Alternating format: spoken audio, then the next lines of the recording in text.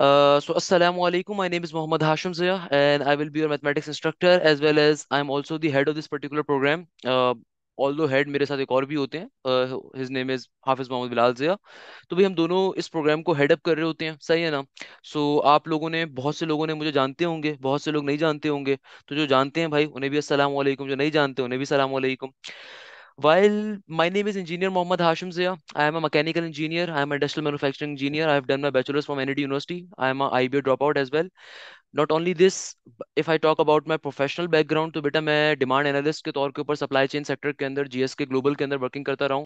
GSK क्या चीज़ है भाई? कभी पैनाडोल का नाम सुना है आप लोगों ने? कभी जिंदगी में अगर पैनाडोल खाई हो ना, तो जो कंपनी पैनाडोल बनाती है, जो कंपनी इनो बनाती है, जो कंपनी आपके पास फी फॉल खवातीन की बड़ी मशहूर मेडिसिन होती है, उसके अलावा 36,000 किस्म के हमारे प्रोडक्ट्स होते हैं. तो उसके अंदर मैंने जीएसके ग्लोबल के अंदर, पहले जीएसके पाकिस्तान में था, then I move towards GSK global. अल्हम्दुलिल्लाह मुझे अपॉर्चुनिटी मिली थी एंड देन मैं वहाँ चला गया था. तो ये मेरा एक नॉर्मली प्रोफेशनल बैकग्राउंड है. इसके अलावा if I talk about my teaching career, तो from the last 8 years I am teaching. Starting के अंदर पाकिस्तान के बड़े इंस्टीट्यूट्स के अंदर पढ़ाया, जिसके अंदर से सर फहरिस्त काफ़ी सारे हैं. अब तो खैर मैं उनका नाम नहीं लेता, क्योंकि जाहिर सी बात है उनको पब्लिसिटी करने का फायदा नहीं है, क्योंकि नाउ एक बड़े अरसे तक डिफरेंट इंस्टीट्यूट्स के अंदर पढ़ाया, जिसके अंदर बहुत अच्छी एप्लीकेशंस भी थी. जो आजकल की नई नई एप्लीकेशंस है ना, इनकी तरफ से अल्हम्दुलिल्लाह एक बड़े अच्छे ऑफर्स रही हमेशा मुझे, कि आप हमारे पास आके पढ़ाएं, जिसके अंदर इंक्लूडिंग जो लीडिंग एप्लीकेशंस इस वक्त चल रही है ना, उनके तरफ से भी ऑफर्स रही. तो beside that particular thing, then we decided कि यार हम लोग अपने एक प्लेटफॉर्म के ऊपर वर्किंग करेंगे. मैंने और बिलाल जान ने डिसीजन लिया था कि हम लोग सिर्फ अपने प्लेटफॉर्म के ऊपर वर्किंग करेंगे. तो then we eventually step out from all these institutes, कि हमने इन तमाम इंस्टीट्यूट्स के अंदर पढ़ाना छोड़ दिया. और अल्हम्दुलिल्लाह अल्हम्दुलिल्लाह लास्ट 8 years के अंदर, लास्ट 7 years के अंदर मैंने more than 60,000, more than 50,000 students को डिफरेंट प्रोफेशनल इंस्टीट्यूट्स की तैयारी करवाई है. Not only for the Pakistani institute but also for the professional institutes other than Pakistan, such as University of Sapienza, Italy, such as University of Griffith, Australia, and other institutes. तो भाई उसके अंदर ACT के exams होते थे, set के exams होते थे, तो इन सब की तैयारी भी करवाता रहा. इसके अलावा ECAT साइड मेरा मेजर रहा, BCAT साइड मेरा मेजर रहा. बट मैं लाइव क्लासेस के अंदर जो चीज़ हम लोग ऑफर कर रहे होते हैं, एटलीस्ट मैं जो पढ़ा रहा होता हूँ ECAT साइड होती है, और साथ साथ हम लोग MCAT साइड को भी ऑफर कर रहे होते हैं. IBA को टारगेट करवा रहे होते हैं, NED को टारगेट करवा रहे होते हैं, फास्ट को टारगेट करवा रहे होते हैं. पाकिस्तान की जितनी इंजीनियरिंग यूनिवर्सिटीज़ हैं, उन तमाम यूनिवर्सिटीज़ को हम टारगेट अप करते हैं, उन तमाम यूनिवर्सिटीज़ की तैयारी करवा रहे होते हैं. मैं यूजुअली अपने लाइव क्लासेस के अंदर IBA BBA की तैयारी नहीं करवा रहा होता, इंशाल्लाह उसको भी जल्दी स्टार्टअप कर रहे होंगे. मगर उसके लिए मैंने यूट्यूब के ऊपर फ्री ऑफ कॉस्ट लेक्चर डाले होते हैं बच्चों के लिए. जो बच्चे मुझे जानते हैं, बहुत सारे बच्चे ऐसे होते हैं जो सिर्फ यूट्यूब से पढ़ के कामयाबी हासिल कर लेते हैं, और बहुत सारे बच्चे ऐसे होते हैं जो ऑब्वियसली बैजेस के अंदर आते हैं. तो ये मेरा एक छोटा सा इंट्रोडक्शन होता है कि यार देखो, अगर आपको अपने उस्ताद के बारे में नहीं पता, तो you knew nothing in this world. कि भाई अगर आपको ये नहीं पता कि आपका जो टीचर है उसका एक्सपीरियंस क्या है, उसने क्या काम किया हुआ है, उसकी नॉलेज क्या है, क्या वो सिर्फ 4 साल तक या 10 साल तक या 20 साल तक एक स्कूल के अंदर या एक कॉलेज के अंदर, एक यूनिवर्सिटी के अंदर पढ़ाता रहा है, या फिर उसका एक डायनेमिक कैरियर रहा है, या उसने कहीं कहीं और भी जॉब करी है, उसको प्रोफेशनली भी उसको कुछ आइडिया है. तो मैं इसलिए अपने स्टार्टिंग के अंदर एक बेसिक इंट्रोडक्शन दे देता हूँ कि भाई मेरा ये छोटा सा इंट्रोडक्शन है, ये मेरी चीज़ें अवेलेबल हैं, और ये एक छोटी सी चीज़ है. बाकी आते हैं आज की इस क्लास के ऊपर. देखो बेटा, ये इंट्रोडक्शन क्लास है. इस इंट्रोडक्शन क्लास के अंदर सबसे पहले नंबर के ऊपर तो हमें समझना पड़ेगा हम क्यों बैठे हैं. भाई आप तमाम लोग बैठे हो अपनी किसी न किसी यूनिवर्सिटी का ड्रीम लेकर. आप तमाम लोग बैठे हो किसी न किसी यूनिवर्सिटी की कामयाबी हासिल करने के लिए, चाहे वो ECAT की यूनिवर्सिटीज हो, चाहे वो MCAT की यूनिवर्सिटीज हो, चाहे वो BS की यूनिवर्सिटीज हो. आप तमाम लोगों ने जो पहले ऐड हो गए थे, उन्होंने एक फॉर्म देखा होगा, उसमें कहीं नाम लिखा हुआ था ECAT, कहीं नाम लिखा हुआ था MCAT, कहीं नाम लिखा हुआ था BS. इसका मतलब क्या होता है पहले समझा देता हूँ कि what is the difference between the ECAT, MDCAT and BS. भाई ECAT स्टैंड करता है इंजीनियरिंग कॉलेजेस एप्टीट्यूड टेस्ट को. आप किसी भी इंजीनियरिंग यूनिवर्सिटी का टेस्ट देते हो बेटा, उस यूनिवर्सिटी का जो टेस्ट होता है ना, वो कहलाता है ECAT. ऑल्दो UET लाहौर जो है उसका बड़ा मशहूर टेस्ट है, उसने अपने टेस्ट को ECAT के नाम से वो कहता है. खैर है, अभी कोई मसले की बात नहीं है. जैसे नस्ट वाले अपने टेस्ट को नेट कहते हैं, उनका NUST NET stand for NUST engineering test. इसी तरीके से जो MDCAT वाले होते हैं वो बेसिकली कहते हैं कि medical colleges aptitude test. BS क्या होता है? BS कहलाता है बैचलर ऑफ साइंस टेस्ट. यानी कि जैसे मेरे पास फास्ट यूनिवर्सिटी है, तो फास्ट यूनिवर्सिटी का जो टेस्ट होता है ना, वो BS का टेस्ट कहलाता है. IBA का जो टेस्ट होता है ना, वो BS का टेस्ट कहलाता है. ECAT का जो टेस्ट होता है ना, इसके अंदर आपके पास NED आ जाता है, दाऊद आ जाती है, GIKI आ जाती है, UET आ जाती है, फास्ट सॉरी UET आ जाती है आपके पास, प्याज आ जाती है आपके पास. इस तरीके से वो तमाम यूनिवर्सिटीज जहां पे आपके पास फिजिक्स भी इन्वॉल्व हो रही है, केमिस्ट्री या कंप्यूटर इन्वॉल्व हो रहा है, मैथ्स इन्वॉल्व हो रही है, इंग्लिश इन्वॉल्व हो रही है, इन तमाम यूनिवर्सिटीज के टेस्ट को ECAT कहा जाता है. MCAT बेसिकली वो तमाम यूनिवर्सिटीज का एग्जाम होता है जहां पे आपके पास मेडिकल यूनिवर्सिटीज की बात आती है. BS न्यूट्रिशन हो गया, MBBS हो गया आपके पास, और इस तरह के जो मेडिकल फील्ड्स होती हैं उसके लिए जो टेस्ट होता है दुनिया भर में, वो MCAT का टेस्ट कहलाता है, स्पेसिफिकली पाकिस्तान के अंदर. BS की जो यूनिवर्सिटीज होती हैं वहां पे यूजुअली सिर्फ दो सब्जेक्ट्स आते हैं, मैथ्स आता है और हमारे पास इंग्लिश आता है बीएस की यूनिवर्सिटीज के अंदर। तो ये चीज जहन में रखिएगा, अगर आप अपना जो गूगल फॉर्म आपको भी प्रोवाइड किया जाएगा after this particular class, it will be shared in your groups, तो उसको जब आप फिल कर रहे हो ना, तो याद रखिएगा कि भाई अगर आप फॉर एग्जाम्पल दो से ज्यादा या एक से ज्यादा यूनिवर्सिटीज में अप्लाई कर रहे हैं जहां पे ईकेट भी होता है बीएस भी होता है, तो फिर आपने ईकेट पे सेलेक्ट करना है। तो फिर आप अपनी उन तमाम क्लासेस को ले रहे होगे जहां पे फिजिक्स भी पढ़ाई जाएगी, केमिस्ट्री भी होगी, कंप्यूटर भी होगी, मैथ्स भी होगी, लॉजिकल रीजनिंग यानी कि आईक्यू भी होगी। तो देखो सबसे पहले तो मैंने एक चंद बेसिक बातें डिफाइन कर दी। पहली चीज कि देखो मैं जब क्लास को हमेशा स्टार्ट करता हूँ अपने बच्चों को दो बातें बताता हूँ कि देखो हमारे मॉड्यूल्स क्या होंगे, हम किस तरीके से तालीम हासिल करेंगे। आप में से बहुत से लोग शायद फर्स्ट टाइम मेरे कहने के ऊपर मेरी बात का मान रखते हुए आए हो कि सर आप हमारी तैयारी का ऑनलाइन पे करवाएंगे, तो बेटा बिल्कुल आपकी कंप्लीट तैयारी ऑनलाइन बेसिस के ऊपर करवाई जाएगी। ये ऑनलाइन बेसिस पे हम तैयारी करवाते कैसे हैं, क्या प्रोसीजर होता है। देखो सबसे पहले नंबर के ऊपर हमारा प्रोसीजर क्या होता है, लाइव क्लासेस का। यानी कि आपकी तमाम सब्जेक्ट्स की जो क्लासेस होंगी ना बेटा वो लाइव होंगी। आपकी ईच एंड एवरी क्लास कैसी होगी, लाइव होगी। यानी कि आपकी फॉर एग्जांपल आपकी इधर बायोलॉजी की क्लास है, हमारे पास बड़े बेहतरीन बायोलॉजी के टीचर हैं, डॉक्टर शाफे उनका नाम है, कराची मेडिकल डेंटल कॉलेज के अंदर एमबीबीएस किया है उन्होंने। तो वो हमारे पास बायो के होंगे, मैथ्स मेरे पास होते हैं, फिजिक्स सर हाफिज मोहम्मद बिलाल से हैं, केमिस्ट्री के हमारे दूसरे टीचर हैं, कंप्यूटर के दूसरे टीचर हैं, इंग्लिश के दूसरे टीचर हैं। तो भाई कहने का मतलब है कि आपकी each and everything will be covered live, आपको लाइव क्लासेस में तमाम टॉपिक्स कवर अप करवाए जाएंगे। अच्छा, सेकंड नंबर के ऊपर हमारा मॉड्यूल होता है कि सर हमें पढ़ाया कैसे जाएगा, सर हम किस तरीके से चीजों को कवर अप कर रहे होंगे। देखो आपकी जो भी क्लास होगी ना उसका एक शेड्यूल होगा। ये सारी बातें मैं पहली क्लास में इसलिए बता रहा हूँ कि बहुत सारे बच्चों को पता नहीं होता हमारा मॉड्यूल क्या चल रहा होगा। देखो आपकी जो भी क्लास होगी, मैं भी शेड्यूल के ऊपर बाद में आता हूँ मगर एक रफली आपको शेड्यूल दिखा देता हूँ। फॉर एग्जाम्पल मैथ्स की क्लास है मेरी सुबह में, या फिर आपकी लेट सपोज बायोलॉजी की क्लास है 10 से लेकर 11 चीज तक। बाय द वे रमजान की टाइम टेबल है, रमजान के बाद टाइम टेबल इससे स्ट्रिक्ट हो जाएगा और उसके अंदर फिर डेली क्लासेस होंगी। क्योंकि देखो जब आप मेरे पास पढ़ने के लिए आए हो ना, तो मैं उम्मीद करता हूँ कि वो तमाम बच्चे जो पढ़ने के लिए आए हो वाकई में पढ़ने के लिए आए हुए हैं। क्योंकि बेटा देखो अब आपके पास टाइम बिल्कुल भी नहीं बचा हुआ, आपका सेकंड ईयर किसी काम का नहीं है, आपका ए लेवल्स किसी काम का नहीं है। आपने जो फर्स्ट ईयर में कारनामे अंजाम दिए थे उसके ऊपर आपको हर यूनिवर्सिटी एडमिशन ऑफर कर रही होगी। एमडी कैट के अंदर भी आपका टेस्ट अगस्त के अंदर होगा, तो कभी इम्कानात ये हैं कि फर्स्ट ईयर की बेसिस पे वहां पे भी लिया जा रहा होगा। मगर चलो जो एमडी कैट का बच्चा है उसके पास एक चांस अभी भी मौजूद है, क्योंकि उसका टेस्ट तो जाके अगस्त के अंदर होगा, तो वो फिर भी सेकंड ईयर को साथ साथ फोकस कर सकता है। मगर वो तमाम बच्चे जो ई कैट के हैं, ई कैट का मतलब जब मैं लफ्ज ई कैट कहता हूँ ना उसमें तमाम इंजीनियरिंग कॉलेजेस आ जाते हैं। देखो ई कैट का मतलब होता है इंजीनियरिंग कॉलेज एप्टीट्यूड टेस्ट, तो फास्ट हो या नस्ट हो या आईबीओ है वो भी ई कैट ही, एनईडी हो है वो भी ई कैट ही, यूबीआईटी का टेस्ट हो केयू का है वो भी ई कैट ही, क्योंकि ईकेट की डोमेन में ईकेट की छतरी के अंदर हर चीज आ जाती है। अच्छा, तो बेटा कहने का मकसद क्या है कि जितनी भी ईकेट की यूनिवर्सिटीज हैं उन सबके टेस्ट कब तक हो जाएंगे, जुलाई के अंदर सब खात्मा हो जाएगा, जुलाई के एंड में एडमिशन स्टार्ट हो जाएंगे।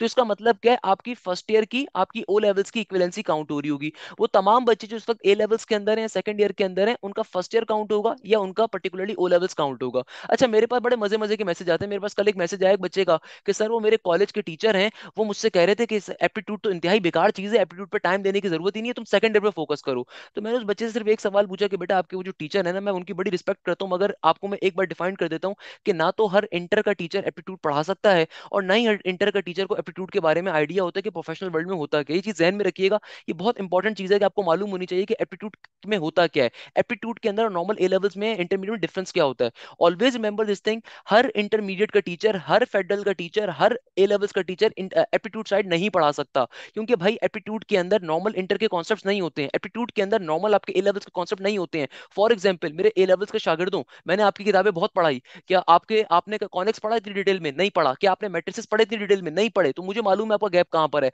मुझे पता है। तो कहने का मकसद क्या है कि भाई आप लोगों के पास चाहे आप बायोलॉजी की मैं बात करूं, चाहे मैं फिजिक्स की बात करूं, चाहे मैं केमिस्ट्री की बात करूं, चाहे मैं मैथ्स की बात करूं, चाहे मैं आईक्यू की बात करूं, बेटा एप्टीट्यूड के अंदर शॉर्टकट्स होते हैं, एप्टीट्यूड के अंदर ट्रिक्स होती हैं, एप्टीट्यूड के अंदर हमें विद इन सेकंड्स में काम करना होता है। आप मेरी इस बात को सिर्फ एक छोटे से जुमले से अंदाजा लगाओ कि यार आप अपने इंटर या ए लेवल्स में करते क्या हो। आप अपने इंटर या ए लेवल्स के अंदर तैयार श्यार होकर जब बोर्ड का पेपर देने के लिए जाते हो, तो आपका 3 घंटे का या 2 घंटे का जो एग्जाम होता है वो एक सब्जेक्ट का होता है। आप 3 घंटे एक सब्जेक्ट के ऊपर लगा रहे हो, आप 3 घंटे का जो पेपर देते हो वो एक सब्जेक्ट का देते हो। मगर एप्टीट्यूड के अंदर क्या होता है, एप्टीट्यूड में वाइस वर्सा होता है। यानी कि बहुत ज्यादा जो यूनिवर्सिटीज होती है उनको तो खाली 2 घंटे का एग्जाम होता है, और 2 घंटे के एग्जाम में आपको 4 सब्जेक्ट्स को एक साथ सॉल्व करना है। आप खुद सोचो आपकी मेंटल मैथ्स जो होगी, आपकी मेंटल प्रेशर आप पे कितना ज्यादा होगा कि आपको 2 घंटे के अंदर 1 घंटे के अंदर एक साथ 4 सब्जेक्ट्स को सॉल्व करना है। या अगर मैं फास्ट की बात करूं तो फास्ट के अंदर भी तकरीबन 4 सब्जेक्ट्स ही हो गए ना, बेसिक मैथ्स भी है, एडवांस मैथ्स भी है, आपके पास आईक्यू भी है, आपके पास इंग्लिश भी है। जो एमडी कैट का बच्चा है देखो भाई बायोलॉजी भी है, फिजिक्स भी है, केमिस्ट्री भी है,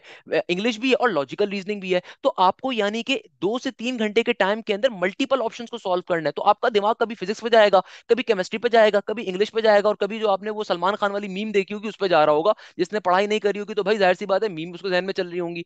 तो आप ये देखो कि भाई आप इंटर या ए लेवल्स के अंदर 3 घंटे एक पेपर को दे रहे होते हो। वहां पे आपका फोकस, आपको मालूम होता है आप तैयारी करके जा रहे हो, आपका फोकस एक सब्जेक्ट के ऊपर है, आपका फोकस एक सब्जेक्ट तक ही रह रहा है। मगर when you are giving an aptitude exam तो आपका फोकस एक सब्जेक्ट के ऊपर नहीं होता, आपका फोकस मल्टीपल जगहों पे होता है। ये सबसे बड़ा रेड फ्लैग होता है एप्टीट्यूड साइड का।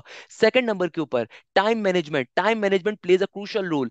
ऐसे आपको हजारों लोग मिल जाएंगे पत्थरों की तरह, जो आपको सड़क पे चलते हुए मिल जाएंगे कि भाई इंटर की परसेंटेज बेतहाशा अच्छी है, ए लेवल्स के ग्रेड्स बेतहाशा अच्छे हैं, मगर एमडी कैट क्लियर नहीं कर सका, ई कैट का टेस्ट क्लियर नहीं कर सका, नस के अंदर 130 का स्कोर नहीं ले सका, एनईडी के अंदर टेस्ट क्लियर नहीं कर सका, एनईडी में अच्छे नंबर नहीं ले सका। भाई खानदान में इज्जत नहीं रहती, खानदान वाले शक करने लग जाते हैं इक्विवेलेंसी के ऊपर या परसेंटेज के ऊपर के छाप के लिए होगी इसने तो भाई जियाउद्दीन बोर्ड से हासिल कर ली होगी परसेंटेज। तो कहने का मकसद क्या है कि भाई एप्टीट्यूड के अंदर टाइम मैनेजमेंट एक क्रूशियल रोल प्ले करती है, मैं उसके ऊपर भी आऊंगा। मगर सबसे पहले जहन में रखो ये जो शेड्यूल हमारे पास आ रहा है ये रमजानों का शेड्यूल है। रमजानों के बाद जो शेड्यूल होगा उसके अंदर आपकी डेली क्लासेस होंगी। मैं आपको बहुत कैटेगोरिकली बता देता हूँ, डेली क्लासेस तो अभी भी हमने लगाई हुई हैं, मगर फिर आपकी डेली दो दो सब्जेक्ट्स की क्लासेस होंगी। उसके पीछे रीजन क्या है कि जब आप मेरे पास पढ़ने के लिए आ रहे हो तो आप ये उम्मीद करके आ रहे हो कि मैं आपका कोर्स पूरा कवर करवाऊंगा। आपका कोर्स एक हफ्ते में पूरा नहीं हो सकता, आपका कोर्स एक महीने के अंदर पूरा कवर करवाना हमारा टास्क होगा। हम उसके ऊपर लेके चलेंगे, हम आपको लेके चलेंगे मल्टीपल और चीजों के ऊपर, हम आपकी मल्टीपल रिवीजन करवाएंगे। आपका ये कोर्स अगस्त तक लेके चलेंगे, आपका ये कोर्स जुलाई तक लेके चलेंगे। मगर वो तमाम बच्चे जो एनईटी की तैयारी कर रहे हैं उनका राउंड 1 से पहले कोर्स कवर करवाना हमारा मेन टास्क होगा, हम उसको कवर अप करवाएंगे। मगर ऐसा नहीं कि राउंड 2 के ऊपर फिर आपको छोड़ दिया जाएगा, हम आपकी उसकी भी तैयारी करवाएंगे, मल्टीपल आपकी रिवीजन करवाएंगे राउंड 2 से पहले भी, फास्ट के एग्जाम से पहले भी, नस के एग्जाम से पहले भी। सिमिलरली एमडी कैट जब तक नहीं हो जाता आपका आपका ये पर्टिकुलर बैच चलता रहेगा, आपको मल्टीपल चीजें पढ़ाई जा रही होंगी, आपको मल्टीपल चीजें कवर करवाना हमारी जिम्मेदारी है। तो इसीलिए भैया ये चीज जहन में रखो कि भाई जब आप पढ़ने के लिए आ रहे हो, जब आप एप्टीट्यूड के बारे में आ रहे हो, आप एप्टीट्यूड को लेकर सीरियस हो। ऑल्दो मेरा प्यारा बेटा, I am so sorry to say, आप में से बहुत से बच्चे सीरियस नहीं हो तभी अब आ रहे हो। क्योंकि जो बच्चा वैसे तो सीरियस होता है ना भाई, वो सेकंड ईयर में जैसे ही आता है ना वो पढ़ना स्टार्ट कर देता है एप्टीट्यूड के बारे में। आप में से हो सकता है आप लोग उस वक्त हंसते होगे, आप अपने मामाओं के या चाचाओं के या खालाओं के बातों भी यकीन करते होगे कि हमारे बड़े भाई ने तो भाई इंटर के बाद या ए लेवल्स के बाद तैयारी करना स्टार्ट करी थी, तो हम भी तैयारी करना उसी वक्त स्टार्ट करेंगे। तो भाई देखो इसका नुकसान क्या हुआ, इसका नुकसान ये हुआ कि अब मई के अंदर एनईडी के एग्जाम्स आ गए। मैं बार बार एनईडी का हवाला इसलिए दे रहा हूँ कि जो बच्चा प्री मेडिकल का है अब वो एनईडी में बहुत अप्लाई करेगा। सिमिलरली जो बच्चा ईकेट साइड का, ईकेट का एग्जाम खिसकते खिसकते मार्च तक आ गया, तो यूईटी लाहौर का टेस्ट तो मार्च के अंदर हो गया, फेडरल के तो एग्जाम्स नहीं हुए हुए। तो जो बच्चे सिंध बोर्ड के होते हैं वो कहते हैं हमारे साथ तो ज्यादती हो रही है, देखें सेकंड ईयर के एग्जाम से पहले जो है ना हमारे तो ये इन्होंने बोर्ड के एग्जाम तो हुए नहीं है और उन्होंने एनईडी का टेस्ट रख दिया। अरे भाई ये पाकिस्तान भर के अंदर बहुत पहले से हो रहा है और ये बहुत अच्छी चीज है कि आप पहले ही अपने सेकंड ईयर कंप्लीट करने से पहले ही एडमिशन टेस्ट के झंझट से आजाद हो जाते हो। ये अच्छी चीज होती है, खराब नहीं होती। खैर वापस आते हैं, तो कहने का मकसद क्या है कि बेटा देखो आपका ये शेड्यूल अभी रमजानों में हम फॉलो अप कर रहे होंगे। अब देखो मेरे पास जो जैसे मैथ्स की क्लास है, आपको सारी टाइमिंग्स आपको मिल गई होंगी। वो तमाम बच्चे जो मेरे पास ई कैट साइट पे बैठे हुए हैं, जो पूछ रहे थे कि सर हमारी इंग्लिश की क्लास कब होगी, इंग्लिश की क्लास कब नहीं होगी, तो बेटा इसी वीक से आपको अपडेटेड शेड्यूल मिल जाएगा, उसमें इंग्लिश की क्लासेस भी हम लगा रहे होंगे। सिमिलरली आपकी कंप्यूटर की क्लासेस भी बहुत जल्द अनाउंस हो जाएंगी, आपकी एक एक सब्जेक्ट लाइव पढ़ाया जाएगा, each and everything will be covered live. मैं भी उस चीज के ऊपर आता हूँ, पढ़ाएंगे कैसे, रिकॉर्डेड लेक्चर्स कैसे मिलेंगे, मैं उस चीज को भी बाद में एक्सप्लेन करता हूँ। पहले जरा मुझे 2 मिनट की बात करने तो, वरना मैं कहीं ना कहीं निकल जाता हूँ समझाने के अंदर। अब देखो जैसे मैथ्स की आपकी क्लास है, सारी टाइमिंग्स लिखी हुई है। अब थर्सडे की सुबह क्लास नहीं है, बट ये टेंटेटिव टाइम है, हो सकता है कि भाई थर्सडे की सुबह अगर मुझे क्लास लेनी हुई तो मैं आपको जो है ना एक दिन पहले रात में मैसेज कर दूंगा कि यार लेट सपोज मैं हाशिम जया जो है ना मेरा एक टॉपिक कवर करवाना है और मैं थर्सडे की सुबह आपकी क्लास रख रहा हूँ, तो ये होगा। मगर कोई भी टीचर अगर ये काम करेगा तो भाई वो आपको बता देगा ऑलरेडी। अदरवाइज हम हमेशा इसी शेड्यूल को फॉलो करेंगे और आपको ये शेड्यूल हमेशा मिला करेगा। आपकी जो भी लाइव क्लासेस होंगी, जो एमडी कैट के बच्चे हैं, जैसे केमिस्ट्री की, उनकी आज कितने बजे क्लास है, 8 बजे उनकी केमिस्ट्री की क्लास है सर, 7 वकार की। बाय द वे वो परेशान चल रहे थे, अभी मेरे पास उनका मैसेज आया था कि यार आज मेरे ख्याल में जो है ना वो है हजरत अली करीमुल्ला वजी का यौम शहादत है, हो सकता है कि भाई वो नेट के सिग्नल से मत हो जाए, मगर ऑब्वियसली नहीं होंगे। आपके पास पीटीसीएल का अगर नेट है घर पे, जो भी नेट है, तो इंशाल्लाह आपकी क्लास प्रॉपर्ली टाइम के ऊपर ही होगी। सिमिलरली फिजिक्स की क्लास आपकी 10:30 के ऊपर है, फिर बायो की क्लास आपकी रात में 10 से लेकर 11:30 के दरमियान है। अब देखो लाइव क्लासेस हमारी होती कैसे हैं कि जो भी आपकी पर्टिकुलर क्लास लाइव होगी ना, उसका लिंक आपको ग्रुप के ऊपर मिलेगा, उसका लिंक जिस भी टीचर की क्लास होगी वो अपना जूम का लिंक शेयर करता है। अब देखो जूम के लिंक, जैसे अभी आप मेरी क्लास में आके बैठे हुए हो, तो हम लोग करेंगे क्या कि भाई मैं आपको क्लास से पहले लिंक शेयर कर रहा हूँ। हम लोग बहुत दफा मल्टीपल जो है ना इसको ऊपर अपनी चीजों को चेक कर रहे होते हैं। मैं एक चीज बहुत प्री डिफाइंड कर, बहुत सारे बच्चे क्या होते हैं डेढ़ होशियारी करते हैं, कोई टीआईडी के शेयर कर रहे होते हैं, कोई लिंक शेयर कर रहे होते हैं, हम मल्टीपल दफा अपने लिंक्स को चेंज भी कर रहे होते हैं और मल्टीपल दफा हमने लिंक्स को ऊपर प्राइवेसी भी लगा रहे होते हैं। तो भाई जो भी क्लास का लिंक आएगा आप उस पर क्लिक करोगे, क्लिक करने के बाद आप क्लास को ज्वाइन करोगे जिस ईमेल आईडी को आपने हमें प्रोवाइड करा हुआ, तो उस ईमेल आईडी के थ्रू। अब देखो लाइव क्लासेस के अंदर आप आ गए, इस तरीके से आपकी लाइव क्लासेस हो रही हैं। अब जहन में क्वेश्चन आता है, तो सर क्या लाइव क्लासेस के अंदर हम हमें पूरा कोर्स पढ़ाएंगे? बिल्कुल मेरा बेटा पूरा कोर्स कवर होगा, each and everything. Second number के ऊपर सबसे इंपॉर्टेंट क्वेश्चन आता है, सर हमें रिकॉर्डेड क्लासेस कैसे मिलेंगी? तो भाई रिकॉर्डेड क्लासेस आप लोगों को कैसे मिलेंगी, उसके लिए मैंने एक वीडियो ऑलरेडी डिजाइन करके आपके ग्रुप्स के अंदर शेयर कर दी है, जो आप लोगों को अभी मिल भी गई होगी। बट अगर किसी बच्चे को समझना है ना रिकॉर्डेड क्लासेस मिलती कैसे हैं, तो बेटा देखो आप लोगों ने सिंपल तरीके से, एक अगर आपके पास मोबाइल है या टैबलेट है, तो आप ऐप स्टोर के ऊपर जाओगे, गूगल प्ले स्टोर के ऊपर जाओगे, दुनिया में एक चीज होती है उसको कहा जाता है गूगल क्लासरूम। तो हम लोग जो भी अपना बैच स्टार्ट करते हैं उस वक्त हम लोग गूगल क्लासरूम से एक मुआहिदा करते हैं, गूगल क्लासरूम से हम लोग पेमेंट करते हैं, और हम लोग एक पोर्टल्स को परचेज कर लेते हैं, अपनी क्लासरूम को परचेज कर लेते हैं। तो फिर हम लोग करते क्या है, जो भी हमारे स्टूडेंट्स होते हैं जिन्होंने हमें ईमेल आईडी प्रोवाइड करी होती है। अच्छा एक चीज जहन में रखिएगा, मुझे मालूम है आप में से बहुत से बच्चों के पास आईफोन होगा, अच्छा सा प्यारा सा। मैं मेरे प्यारे बच्चों याद रखिएगा, एप्पल आईडी जो होती है ना आपकी ईमेल नहीं होती भाई, जहन में रखिएगा। एक तो अक्सर बच्चे एनईडी के फॉर्म के अंदर, एमडी कैट के फॉर्म में अपनी एप्पल आईडी डाल के आ रहे होते हैं। अल्लाह के प्यारे बच्चे, एप्पल आईडी जो आपकी होती है वो आपकी प्रॉपर ईमेल नहीं है भाई। ईमेल का मतलब क्या, नॉर्मल जीमेल की जो आपकी ईमेल है वो आपकी प्रॉपर ईमेल है, सही है ना? तो आपने करना क्या है, आपकी जो भी जीमेल की ईमेल है जो आपने हमें प्रोवाइड करी होगी, हम उसको गूगल क्लासरूम पे डाल देंगे। गूगल क्लासरूम के ऊपर the moment you will enter the Google classroom, आपको कंप्लीट सब्जेक्ट की रिकॉर्डिंग्स मिलेंगी। यानी कि भाई फॉर एग्जांपल अभी आप आज मेरी क्लास में आके बैठे हो, अभी हम लोग कुछ भी स्टार्ट नहीं करा, अभी हम इंट्रोडक्शन क्लास को पढ़ रहे हैं, मगर मैं आपको कंप्लीट रिकॉर्डिंग्स प्रोवाइड कर दूंगा पूरे कोर्स की, मैथ्स की भी, फिजिक्स की भी, केमिस्ट्री की भी, इंग्लिश की भी, आईक्यू की भी, बेसिक मैथ्स की भी। इसी तरीके से बायोलॉजी की आपको कंप्लीट रिकॉर्डिंग्स मिल जाएंगी। ऐसा नहीं कि सिर्फ रिकॉर्डिंग्स मिलेंगी भाई, आपकी लाइव क्लासेस भी होंगी, मगर हम अपने बच्चे को पहले दिन से आप रिकॉर्डेड लेक्चर्स भी प्रोवाइड कर देते हैं। उसके पीछे रीजन क्या होता है कि भाई बहुत सारे बच्चे होते हैं गैप ईयर वाले। तो भाई अगर कोई गैप ईयर का बच्चा बैठा है, वो कोई परेशान होने की बात नहीं है। भाई अगर आप गैप ईयर के स्टूडेंट हो ना, तो आपकी जिम्मेदारी है कि आप ज्यादा पढ़ोगे। और मेरे पास ऐसी एग्जांपल्स एग्जिस्ट करती हैं कि भाई गैप ईयर का बच्चा पोजीशन ले सकता है, गैप ईयर का बच्चा कोई खराब बच्चा नहीं होता। One of my brilliant student last year, उसका नाम था अलीशा। अगर आप कभी मेरे फेसबुक प्रोफाइल के ऊपर जाओ या मैथ्रिक्स प्रोफाइल के ऊपर जाओ, मैंने उसकी स्टोरी शेयर करी थी, अपने यूट्यूब की कम्युनिटी पे भी करी हुई, उसको भी करी हुई है। इस अल्लाह की प्यारी बंदी ने एनईडी के अंदर पहली पोजीशन हासिल करी थी लास्ट राउंड के अंदर। इस ये गैप ईयर की स्टूडेंट थी, bye the way gap year की स्टूडेंट थी। इसने 1.5 साल पहले अनीस में एडमिशन कहीं लिया था और उसके पैसे जाया करवाए थे, उसके बाद उसका बहुत स्कोर कम आया था, फिर लास्ट ईयर मेरे पास थी और ये गैप ईयर के ऊपर थी, और इसने पहली पोजीशन हासिल करी थी। मैं कुछ लोगों की सक्सेस स्टोरीज बहुत डिफाइन करता हूँ। मैं अपने जो मेरे शागिर्द, बड़े अच्छे शागिर्द होते हैं, उनको मैं हमेशा याद रखता हूँ। तो Alisha was one of them कि यार मुझे उसकी स्टोरी बड़ी पसंद आई थी कि उसने मुझसे बताया था कि सर मैं गैप ईयर के ऊपर रही, और मैंने गैप ईयर के ऊपर जितनी डिप्रेशन थी, जितनी परेशानियां थी, मैंने सबको बर्दाश्त किया, और मैंने लग के पढ़ाई करी, और मैंने पहली पोजीशन लेकर आई थी एनईडी के अंदर। सिमिलरली बहुत सारे बच्चे ऐसे होते हैं जो एमडी कैट के ऊपर, बैक ईयर के ऊपर होते हैं। तो भाई कोई मसले की बात नहीं है, अगर आप फास्ट का टेस्ट गैप के साथ दे रहे हो कोई इशू नहीं है। बस आपने एक काम करना है, आपने कोशिश करनी है जो आपकी फ्रेंड्स की स्टोरीज है ना, जो किसी अच्छी यूनिवर्सिटी में पहुंच गए, उसको जितना इग्नोर कर सकते हो करो। क्योंकि देखो इंसान के अंदर एक कुदरतन एक सलाहियत होती है हसद करने की। जब आपका दोस्त जो है ना आपसे आगे निकल रहा होता है ना, इंसान के अंदर अल्लाह ने कुदरत रखी है कि भाई उसके जहन में कहीं ना कहीं जो है ना वो होता है कि यार मैं नहीं पहुंच सका। वो थ्री इडियट्स था ना, थ्री इडियट्स का डायलॉग था कि दोस्त फेल हो जाए दुख नहीं होता, दोस्त पहली पोजीशन ले ले दुख ज्यादा होता है। वो बड़ी मजे की स्टोरी है इंजीनियरिंग लाइफ के ऊपर। Same goes for here. तो भाई अगर आप गैप ईयर के स्टूडेंट हो तो आपको डिप्रेशन में जाने की नीड नहीं है, आपने मजीद मेहनत करनी है। सिमिलरली वो बच्चा जो अभी सेकंड ईयर के अंदर मौजूद है, ए लेवल्स के अंदर मौजूद है, तो भाई आपने अपने सेकंड ईयर को, ए लेवल्स को कम से कम टाइम देना है। आप इतना बस टाइम दो कि आप एटलीस्ट चीजों को रिवाइज करते रहो, खुदारा चीजों को रिवाइज करते रहो वहां से। और जब आप एप्टीट्यूड की तैयारी कर रहे होगे तो आपकी अल्टीमेटली अपने सेकंड ईयर की तैयारी वैसे ही अच्छी से हो रही होगी, आपकी अपनी ए लेवल्स की तैयारी वैसे ही कहीं ना कहीं बहुत अच्छी तरीके से हो रही होगी। तो आपको उसके लिहाज से परेशान होने की जरूरत नहीं है। सेकंड नंबर के ऊपर देखो, गूगल क्लासरूम के ऊपर आपको ना सिर्फ तमाम सब्जेक्ट्स के पहले से सारे रिकॉर्डेड लेक्चर्स मिल जाएंगे, बल्कि साथ साथ जो भी हम लाइव क्लासेस ले रहे होंगे ना, वो लाइव क्लासेस भी आपको पर्टिकुलरली मिल रही होंगी। कहाँ पे? गूगल क्लासरूम के ऊपर। यानी कि फॉर एग्जांपल जो मैंने आज की क्लास ली है ना, क्योंकि अभी तो आज की क्लास के अंदर बहुत सारे बच्चे भी गूगल क्लासरूम के ऊपर ऐड नहीं हुए होंगे। जो बच्चे भी क्लासरूम पे ऐड नहीं हुए होंगे, मुझे पता है वो पता है क्या करेंगे, भी जाके जैसी क्लास खत्म होगी ना, मुझे मिस कॉलें मारेंगे, सर मुझे क्लासरूम में ऐड कर दें। अब मैं उन्हें समझाऊंगा कि बेटा टाइम लगता है ऐड होने के अंदर, 1 से 2 दिन का टाइम लगता है। अगर वो समझेंगे नहीं तो फिर हम करते क्या है, आपको जो भी लेक्चर होगा ना, हम अभी डायरेक्टली आपको उसका लिंक ग्रुप पे प्रोवाइड कर देंगे। यानी कि ये जो आज जो भी क्लास में लूंगा ना, इसकी रिकॉर्डिंग में डायरेक्टली ग्रुप पे प्रोवाइड कर दूंगा। ये स्टार्टिंग के 2 से 3 दिन चलेगा, जब तक आप तमाम लोग गूगल क्लासरूम पे ऐड नहीं हो जाते। उसके बाद हम लोग फिर आपको व्हाट्सएप ग्रुप के ऊपर लिंक शेयर नहीं करेंगे रिकॉर्डिंग्स का, आपको डायरेक्टली गूगल क्लासरूम के ऊपर शेयर करेंगे। Let me show you how the Google classroom look like. मुझे 2 मिनट दीजिएगा, मैं आपको गूगल क्लासरूम दिखा देता हूँ दिखते कैसे हैं। कुछ और ना, बस देखे। चलो मैं दिखा देता हूँ।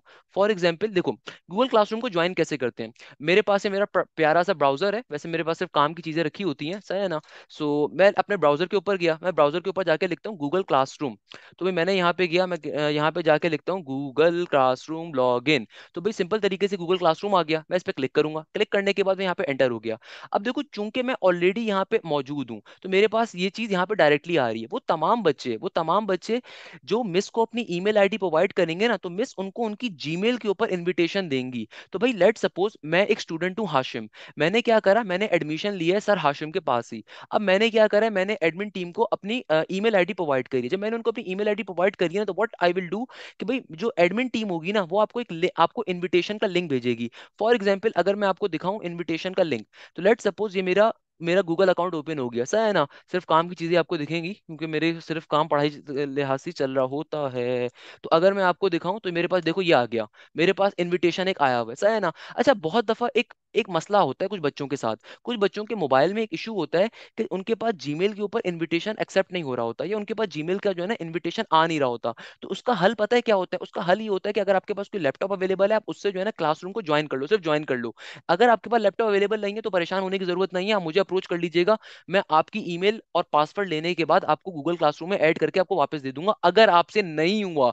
ये नहीं कि सारे बच्चे मुझे ही भेज रहे हो, तो भाई मैं इतनी ईमेल आईडीज का मुझे कोई शौक नहीं है तुम्हारी ईमेल आईडीज का। तो भाई कुछ बच्चे ऐसे होते हैं जिनके पास जेन्युइन इशू होता है, यार एक बच्चा लेट से वो सक्खर से बिलोंग कर रहा है, इंटीरियर से बिलोंग कर रहा है, या कराची से बिलोंग कर रहा है, मगर उसके बाद लैपटॉप वगैरह पीसी की सूरत हाल नहीं है, और वो गूगल क्लासरूम में ऐड किसी सूरत नहीं हो पा रहा। तो फिर मैं ऐसे बच्चे को कहता हूँ कि यार मुझे अपनी आप ईमेल आईडी और पासवर्ड दे दो, मैं आपको ऐड करके दे देता हूँ। अब देखो मेरे पास इस तरीके से जो है ना एक ईमेल आई हुई है, कि जब आपको मिस इनविटेशन देंगे ना, इस तरीके से ईमेल आ जाएगी। अच्छा बहुत दफा क्या होता है, मैं एक और आपको चीज बताता हूँ। बहुत दफा होता है ये कि आपको इनबॉक्स के अंदर ही नहीं मिलेगा, ये कहाँ मिलेगा आपको, ये आपको मिलेगा अब मैं मोर पे जाऊंगा, इंपॉर्टेंट पे चेक कर लेता हूँ, इंपॉर्टेंट के ऊपर आया हुआ है। तो माशाल्लाह से पता नहीं सर, अस्सलाम वालेकुम, ये आपसे पूछना था, खैर है। या फिर मैं स्पैम पे जाऊंगा, स्पैम पे जाके चेक कर लूंगा कि भाई स्पैम के ऊपर तो नहीं आया हुआ, क्योंकि अक्सर ऐसा होता है कि आपको कोई ईमेल मिलती है ना, वो ईमेल स्पैम पे चली जाती है, या फिर इंपॉर्टेंट के ऊपर चली जाती है। तो आपने अपनी तमाम फोल्डर्स को देखना है, आपके पास कहीं ना कहीं इन्विटेशन आया होगा। नहीं तो आप अपनी मेल के ऊपर जाके इस तरीके से चेक भी कर सकते हो, ईमेल को लिख सकते हो। अब जैसे मैंने यहाँ पे लिख दिया कि मेरे पास ये मिस ने मुझे इनविटेशन भेजा हुआ है, तो मैं इसको ऊपर ज्वाइन क्लास पे क्लिक करूंगा। अब देखो जब मैं ज्वाइन क्लास पे क्लिक करूंगा ना, ये मेरे पास ओपन कर देगा गूगल क्लासरूम को, मैं इस क्लासरूम के अंदर ऐड हो गया, मैं क्लिक करूंगा, मैं ऐड हो गया। अब देखो मैं एज अ स्टूडेंट ऐड हुआ हूँ, मैं भी स्टूडेंट ऐड हुआ हूँ, ये मेरा जो है ना टीचर्स वाला डोमेन नहीं है, स्टूडेंट वाला है। आपको इस तरह का इंटरफेस दिखेगा गूगल क्लासरूम का। अब आपने जो है ना स्ट्रीम के फोल्डर के ऊपर कुछ नहीं करना, हमेशा जो भी लेक्चर्स की रिकॉर्डिंग होती है ना, वो क्लास वर्क के ऑप्शन पे होती है। अब फॉर एग्जाम्पल देखो भाई, हमारे पास एक क्लास वर्क का जो ऑप्शन होता है ना, इसमें सारी रिकॉर्डिंग्स अपलोड होती है हमारे पास। हम ये पोर्टल्स परचेज करते हैं गूगल से, और देन उसके बाद अपने स्टूडेंट्स को ऐड कर रहे होते हैं। अब फॉर एग्जाम्पल यार मुझे आईक्यू लेक्चर्स को देखना है। अच्छा आईक्यू की जो क्लासेस होती है ना बेटा, बहुत दफा लाइव क्लासेस मैं भी पढ़ा रहा होता हूँ, नहीं तो बहुत दफा मैंने टीचर्स हायर किए हुए होते हैं, क्योंकि भाई मेरी रूटीन बहुत बिजी चल रही होती है, कभी यूट्यूब पे कुछ करना, कभी अपनी ऑफिस लाइफ को टाइम देना। तो मैं आईक्यू के लिए मैंने टीचर्स ही रखे हुए होते हैं। तो अब लेट सपोज कोई बच्चा है, वो कहता है कि नहीं सर मुझे उस टीचर से आईक्यू नहीं पढ़नी, मुझे तो हाशिम से आपसे ही पढ़नी है। तो भाई मैं फिर उसके लिए क्या करता हूँ, अपनी पर्टिकुलर पीडीएफ अपनी वो शेयर कर देता हूँ, अपनी जो है ना डायरेक्टली रिकॉर्डेड लेक्चर शेयर कर देता हूँ। अब देखो मैं इस पर क्लिक करूंगा, मेरे पास पूरी आईक्यू की सीरीज ओपन हो गई। अब जो लॉजिकल रीजनिंग की लाइव क्लासेस होती है ना, अभी उसका सारा फोल्डर आ गया। अब लेट सपोज जो भी लाइव क्लास हुई है ना लॉजिकल रीजनिंग की, आईक्यू की, बेसिक मैथ्स की, वो इसके फोल्डर में अपलोड होगी। अब मुझे इसको देखना है, मैं क्या करूंगा, इस पे क्लिक करूंगा, क्लिक करके ये देखो ओपन हो गया, ये मेरा फोल्डर ओपन हो गया।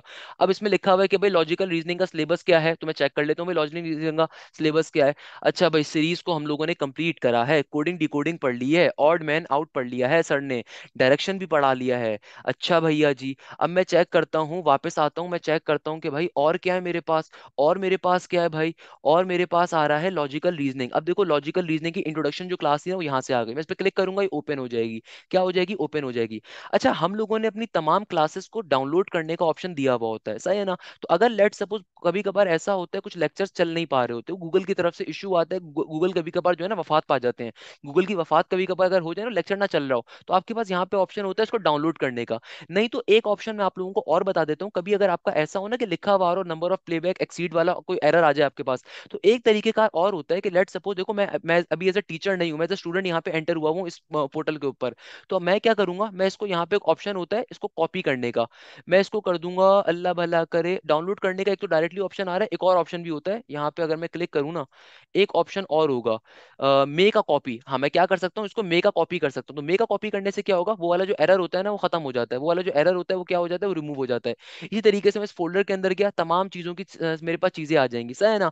मैं आपको और चीज दिखा देता हूँ कि परेशान होने की जरूरत नहीं। अब देखो मुझे वापस जाना है, मैं वापस अपने बैच के ऊपर अगर आऊँ ना, तो यहाँ से मैं वापस आ जाऊंगा बैच के ऊपर।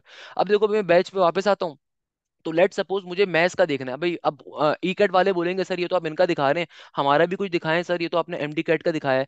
तो चलो मैं आपको कुछ और दिखा देता हूँ, मैं आपको दिखा देता हूँ, अल्लाह भला करे, हाँ एनईडी दाऊद केयू का मेरा एक बैच था, इसको मैं दिखा देता हूँ आपको। लेट सपोज ये एनईडी दाऊद केयू का मेरा एक पुराना बैच था, मैं अगर आपको इसको दिखाऊँ ना, शायद मैंने क्लास ही उड़ा दी थी। कोई और दिखा देता हूँ आपको ताकि आपको बात समझ में आ जाए, ई कैट मंडी दिखा देता हूँ। अच्छा भाई अब देखो मैंने ई कैट मंडी के ऊपर क्लिक करा, ई कैट मंडी के ऊपर जब मैंने क्लिक करा तो एक्सेप्ट इनवाइट को मैंने क्लिक कर दिया, अब ये मेरे पास ये ओपन हो गया। देखो ये समझा इसलिए ना ताकि आपको बात समझ में आए। अक्सर बच्चों को लगता है कि पता नहीं शायद ई कैट जो, पता नहीं शायद ऑनलाइन के ऊपर बहुत मसला होता है। बेटा याद रखिएगा, ऑनलाइन जो तरीकेकार है, ऑनलाइन पढ़ना सबसे ज्यादा फिजिबल है। आपके माँ बाप के 60-70 हज़ार रुपये भी बचेंगे, प्लस आपका जो जाने आने में टाइम जाया होगा वो बहुत ह्यूज टाइम होता है, आप लोगों को इसका अंदाजा नहीं है। बेटा मैंने एक बड़ा अरसा अनीस हुसैन में खड़े होकर पढ़ाया, मैंने, मुझे आज भी अलहमदिल्ला छाजाओं की तरफ से, मकसद की तरफ से ब्लैंक चेक्स की ऑफर रही है कि आप हमारे पास आके पढ़ाओ, बट मैं नहीं जाता उनके पास। ये जो मकसद वाले थे ना, तो मेरे पीछे पड़े रहते कि आप कराची में जहां बोलोगे हम आपको स्टूडियो खुलवा के दे देते हैं, आप बस अपने यूट्यूब के ऊपर जो है ना मैथ्स की प्लेलिस्ट आप अपने चैनल पे डालो, अगर हमारी शर्ट पहन के डालो और हमारे लिए काम करो। बट ऑब्वियसली हमारा उसके लिए हम अपने लिए काम कर रहे थे, मेरा उसके ऊपर टारगेट नहीं था, तो हम नहीं जा रहे थे। तो कहने का मकसद ये कि देखो मैंने इन जगहों पे पढ़ाया हुआ है, तो एज अ बड़ा भाई, एज अ बड़ा टीचर अगर मैं आपको बताऊं ना, कि भाई आपका जाने आने में बड़ा आपका टाइम जाया होता है। आप अपने लेट सपोज सुबह 9 बजे क्लास है, आपका कोई दोस्त अगर अभी किसी भी कोचिंग में बैठा होगा ना, तो उसकी सुबह 9 से लेकर दोपहर 6 बजे तक, दोपहर 3 बजे तक की क्लासेस होंगी। अगर 9 बजे उसकी सुबह क्लास है, नॉर्मली अनीस के अंदर 3 घंटे की क्लास होती है क्योंकि हम पढ़ाते थे, हमारी रमजानों के अंदर 6-6 घंटे की 8-8 घंटे की कंसेक्यूटिव क्लासेस होती थी। तो लेट सपोज मेरी यार सुबह 9 बजे अगर क्लास है, तो यार जाहिर सी बात है मैं सुबह 7 बजे उठूंगा। मैं घर से जब निकलूंगा ना, तो बेटा मैं 7-7:30 बजे घर से निकलूंगा। अब वहां पे जब मैं पहुंचूंगा ना, तो मेरी आधी एनर्जी तो रास्ते में ड्रेन हो गई है। अब आप बाइक से जाओ, चिंची से जाओ, रिक्शे से जाओ, गदा गाड़ी से जाओ, किसी से भी जाओ, अब जब आप वापस घर पे आओगे ना, तो जाहिर सी बात है वापस आने में भी आपको इतना ही टाइम लगेगा। अब 6 घंटे जो आपने पढ़ाई करी है बेटा, वो आपने लेक्चर लिया है, याद रखिएगा।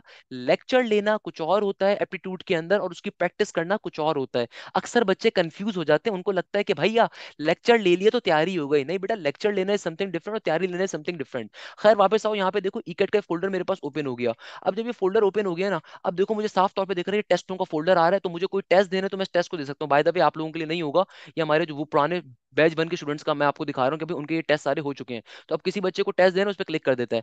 फॉर एग्जाम्पल लेट सपोज मुझे लाइव क्लास की रिकॉर्डिंग चाहिए, अभी देखो लाइव क्लास की रिकॉर्डिंग मैथ्स की आ गई। अब ये मैथ्स की लाइव क्लास जो मैं उनको पढ़ा रहा हूँ ना, उसकी रिकॉर्डिंग आ गई। अब मैंने उनको कंप्लीट कोर्स की रिकॉर्डिंग भी प्रोवाइड करी हुई, उस फोल्डर का नाम है 2023-2024 फोल्डर, नहीं बल्कि ये वाला फोल्डर है लाइव क्लास। एक सेकंड में देखने दो यार, हाँ यही है, बल्कि यार यही है। अगर मुझे कंप्लीट कोर्स की रिकॉर्डिंग है ना, ये वाला फोल्डर है, तो मैं क्या करूंगा, इस पे क्लिक करके इसको ओपन करता हूँ। देखो ये मेरे पास मैथ्स का फोल्डर ओपन हो गया, ये मैथ्स का फोल्डर ओपन हो गया, नहीं ये बल्कि ये रिसेंट वाली फोल्डर है। मैं आपको बता देता हूँ रिकॉर्डिंग वाला कौन सा होगा, वो भी आपको बता देता हूँ। अच्छा अब देखो इसमें सारे लेक्चर नोट्स आ गए हमारे, कौन कौन से लेक्चर नोट्स हैं। मैं लेक्चर नोट्स का मतलब क्या, जो क्लास में हम पढ़ते हैं ना उसकी पीडीएफ फाइल में शेयर कर रहा होता हूँ बच्चों के साथ।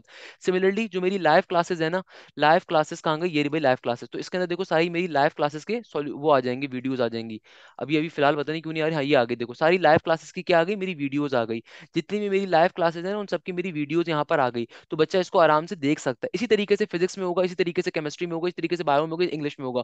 मैं आपको ये तमाम बातें इसलिए बता रहा हूँ आपके लिए मुश्किल ना हो, आपके लिए हर चीज आसान बन जाए बहुत आसानी से। सारी बात ये समझ में आ गई कि आपने करना क्या होगा। आपने एडमिन टीम को अपनी ईमेल और, अच्छा भाई, तो आई होप ये वाली सारी की सारी बात आपको समझ में आ गई होगी। तो देखो आप लोगों ने करना क्या है, आप लोगों ने सिंपल तरीके से जो मेरी एडमिन टीम होगी ना, आपने उनको अपनी ईमेल आईडीज प्रोवाइड करनी है। जब आप उनको ईमेल प्रोवाइड करोगे ना, तो भाई वो आपको इनविटेशन सेंड कर रहे होंगे क्लासेस में ऐड होने का। प्यारा बेटा ये बात क्लियर होती है। जब आप क्लासेस में ऐड किस तरीके से होगे, मैंने पूरा प्रोसेस यार आपको बता दिया कि किस तरीके से आप रिकॉर्डेड क्लासेस को एक्सेस करोगे, किस तरीके से लाइव क्लासेस आपको मिलेंगी। आपको कंप्लीट कोर्स की रिकॉर्डिंग वहीं पे मिल रही होगी, और जो भी क्लास हम लाइव लेंगे उसकी रिकॉर्डिंग भी आपको वहीं पे मिलेगी, पहली चीज। दूसरे नंबर के ऊपर मैंने आपको ये भी बता दिया किस तरीके से ज्वाइन करना है। और अगर किसी बच्चे को से बहुत ज्यादा मसला हो रहा हो, उससे बिल्कुल ज्वाइन ना हो सक रहा हो, हर किस्म से मिस से भी वो तंग आ गया हो, मिस से भी वो तंग आ गया हो, तब मेरे पास आना है इस मामले के ऊपर। क्योंकि भाई मैं बहुत सारे लोगों की ईमेल आईडी पासवर्ड का क्या करूंगा बेटा, मुझे कोई शौक नहीं है, सही है ना। तो आप लोगों ने क्या करना है, अगर कोई लैपटॉप वगैरह अवेलेबल नहीं है, फिर मुझसे शेयर कर देना, तो मैं आपको फिर आपकी ईमेल आईडी और पासवर्ड लेके अपने लैपटॉप के ऊपर खोल खोल के आपको ज्वाइन करके दे दूंगा, सही है ना, मैं ये वाले काम भी करके दे देता हूँ, मुझे मसला नहीं होता। अच्छा, दूसरे नंबर के ऊपर, अब देखो हमने समझ लिया कि हमारा ऑनलाइन सिस्टम का मॉड्यूल वर्किंग कैसे करता है। आपकी जो भी क्लास होगी ना वो अपने टाइम के ऊपर हुआ करेगी, अपने टाइम के ऊपर स्टार्ट होगी। यूजुअली अगर कभी कोई क्लास लेट होती है तो टीचर आपको बता देगा कि भाई किसी वजह से, प्रॉब्लम की वजह से लेट हो रही है। अदरवाइज हमारी लेट होती नहीं है। बट लेट सपोज यार मेरी जैसे क्लास होती है, मैं हमेशा 5-10 मिनट लेट स्टार्ट करता हूँ, मेरी कोशिश होती है 5 मिनट लेट स्टार्ट करूँ, ताकि तमाम बच्चे मेरी क्लासेस में आ जाएं, प्रेजेंट हो जाएं, सही है ना, पहली चीज हो गई। कोई भी क्लास अगर लेट होगी तो आपको टीचर पहले बता देगा कि भाई कोई मसला है, कोई इशू है, अदरवाइज नॉर्मली लेट होती नहीं है, प्रॉपर टाइम पे स्टार्ट होगी। मैंने क्लासरूम की आपको गाइड कर दी, ये सारी चीज कर दी। अच्छा, कैलकुलेटर। अब देखो वो तमाम बच्चे जो एमडी कैट के लिए तैयारी कर रहे हैं ना, और वो तमाम बच्चे जो ई कैट की तैयारी कर रहे हैं, आपके घरों के अंदर एक मनहूस तरीन चीज होती है जिसका नाम होता है कैलकुलेटर। तो बेटा इसको तोड़ के फेंक देना, इसका कभी काम नहीं आपने इस्तेमाल करना। आपने कैलकुलेटर को देखना भी नहीं है अपनी, अगर कैलकुलेटर जैसी चीज आपके सामने आ जाए ना तो अपनी आंखें बंद कर लेनी है। तो कैलकुलेटर का इस्तेमाल आपने बिल्कुल नहीं करना, क्योंकि बेटा मेडिकल साइट के ऊपर तो कैलकुलेटर वैसे अलाउ नहीं होता। और इंजीनियरिंग की पूरे पाकिस्तान में कोई 40 से ज्यादा यूनिवर्सिटीज होंगी, मगर आपको पता है पूरे पाकिस्तान में सिर्फ 2 यूनिवर्सिटीज के अंदर कैलकुलेटर अलाउ है। एक यूनिवर्सिटी का नाम है मशहूर जमाना हमारी हर दिल अजीज एनईडी यूनिवर्सिटी, और दूसरी यूनिवर्सिटी अगेन मेरी बड़ी दिल अजीज यूनिवर्सिटी है, इस यूनिवर्सिटी का नाम है प्याज यूनिवर्सिटी।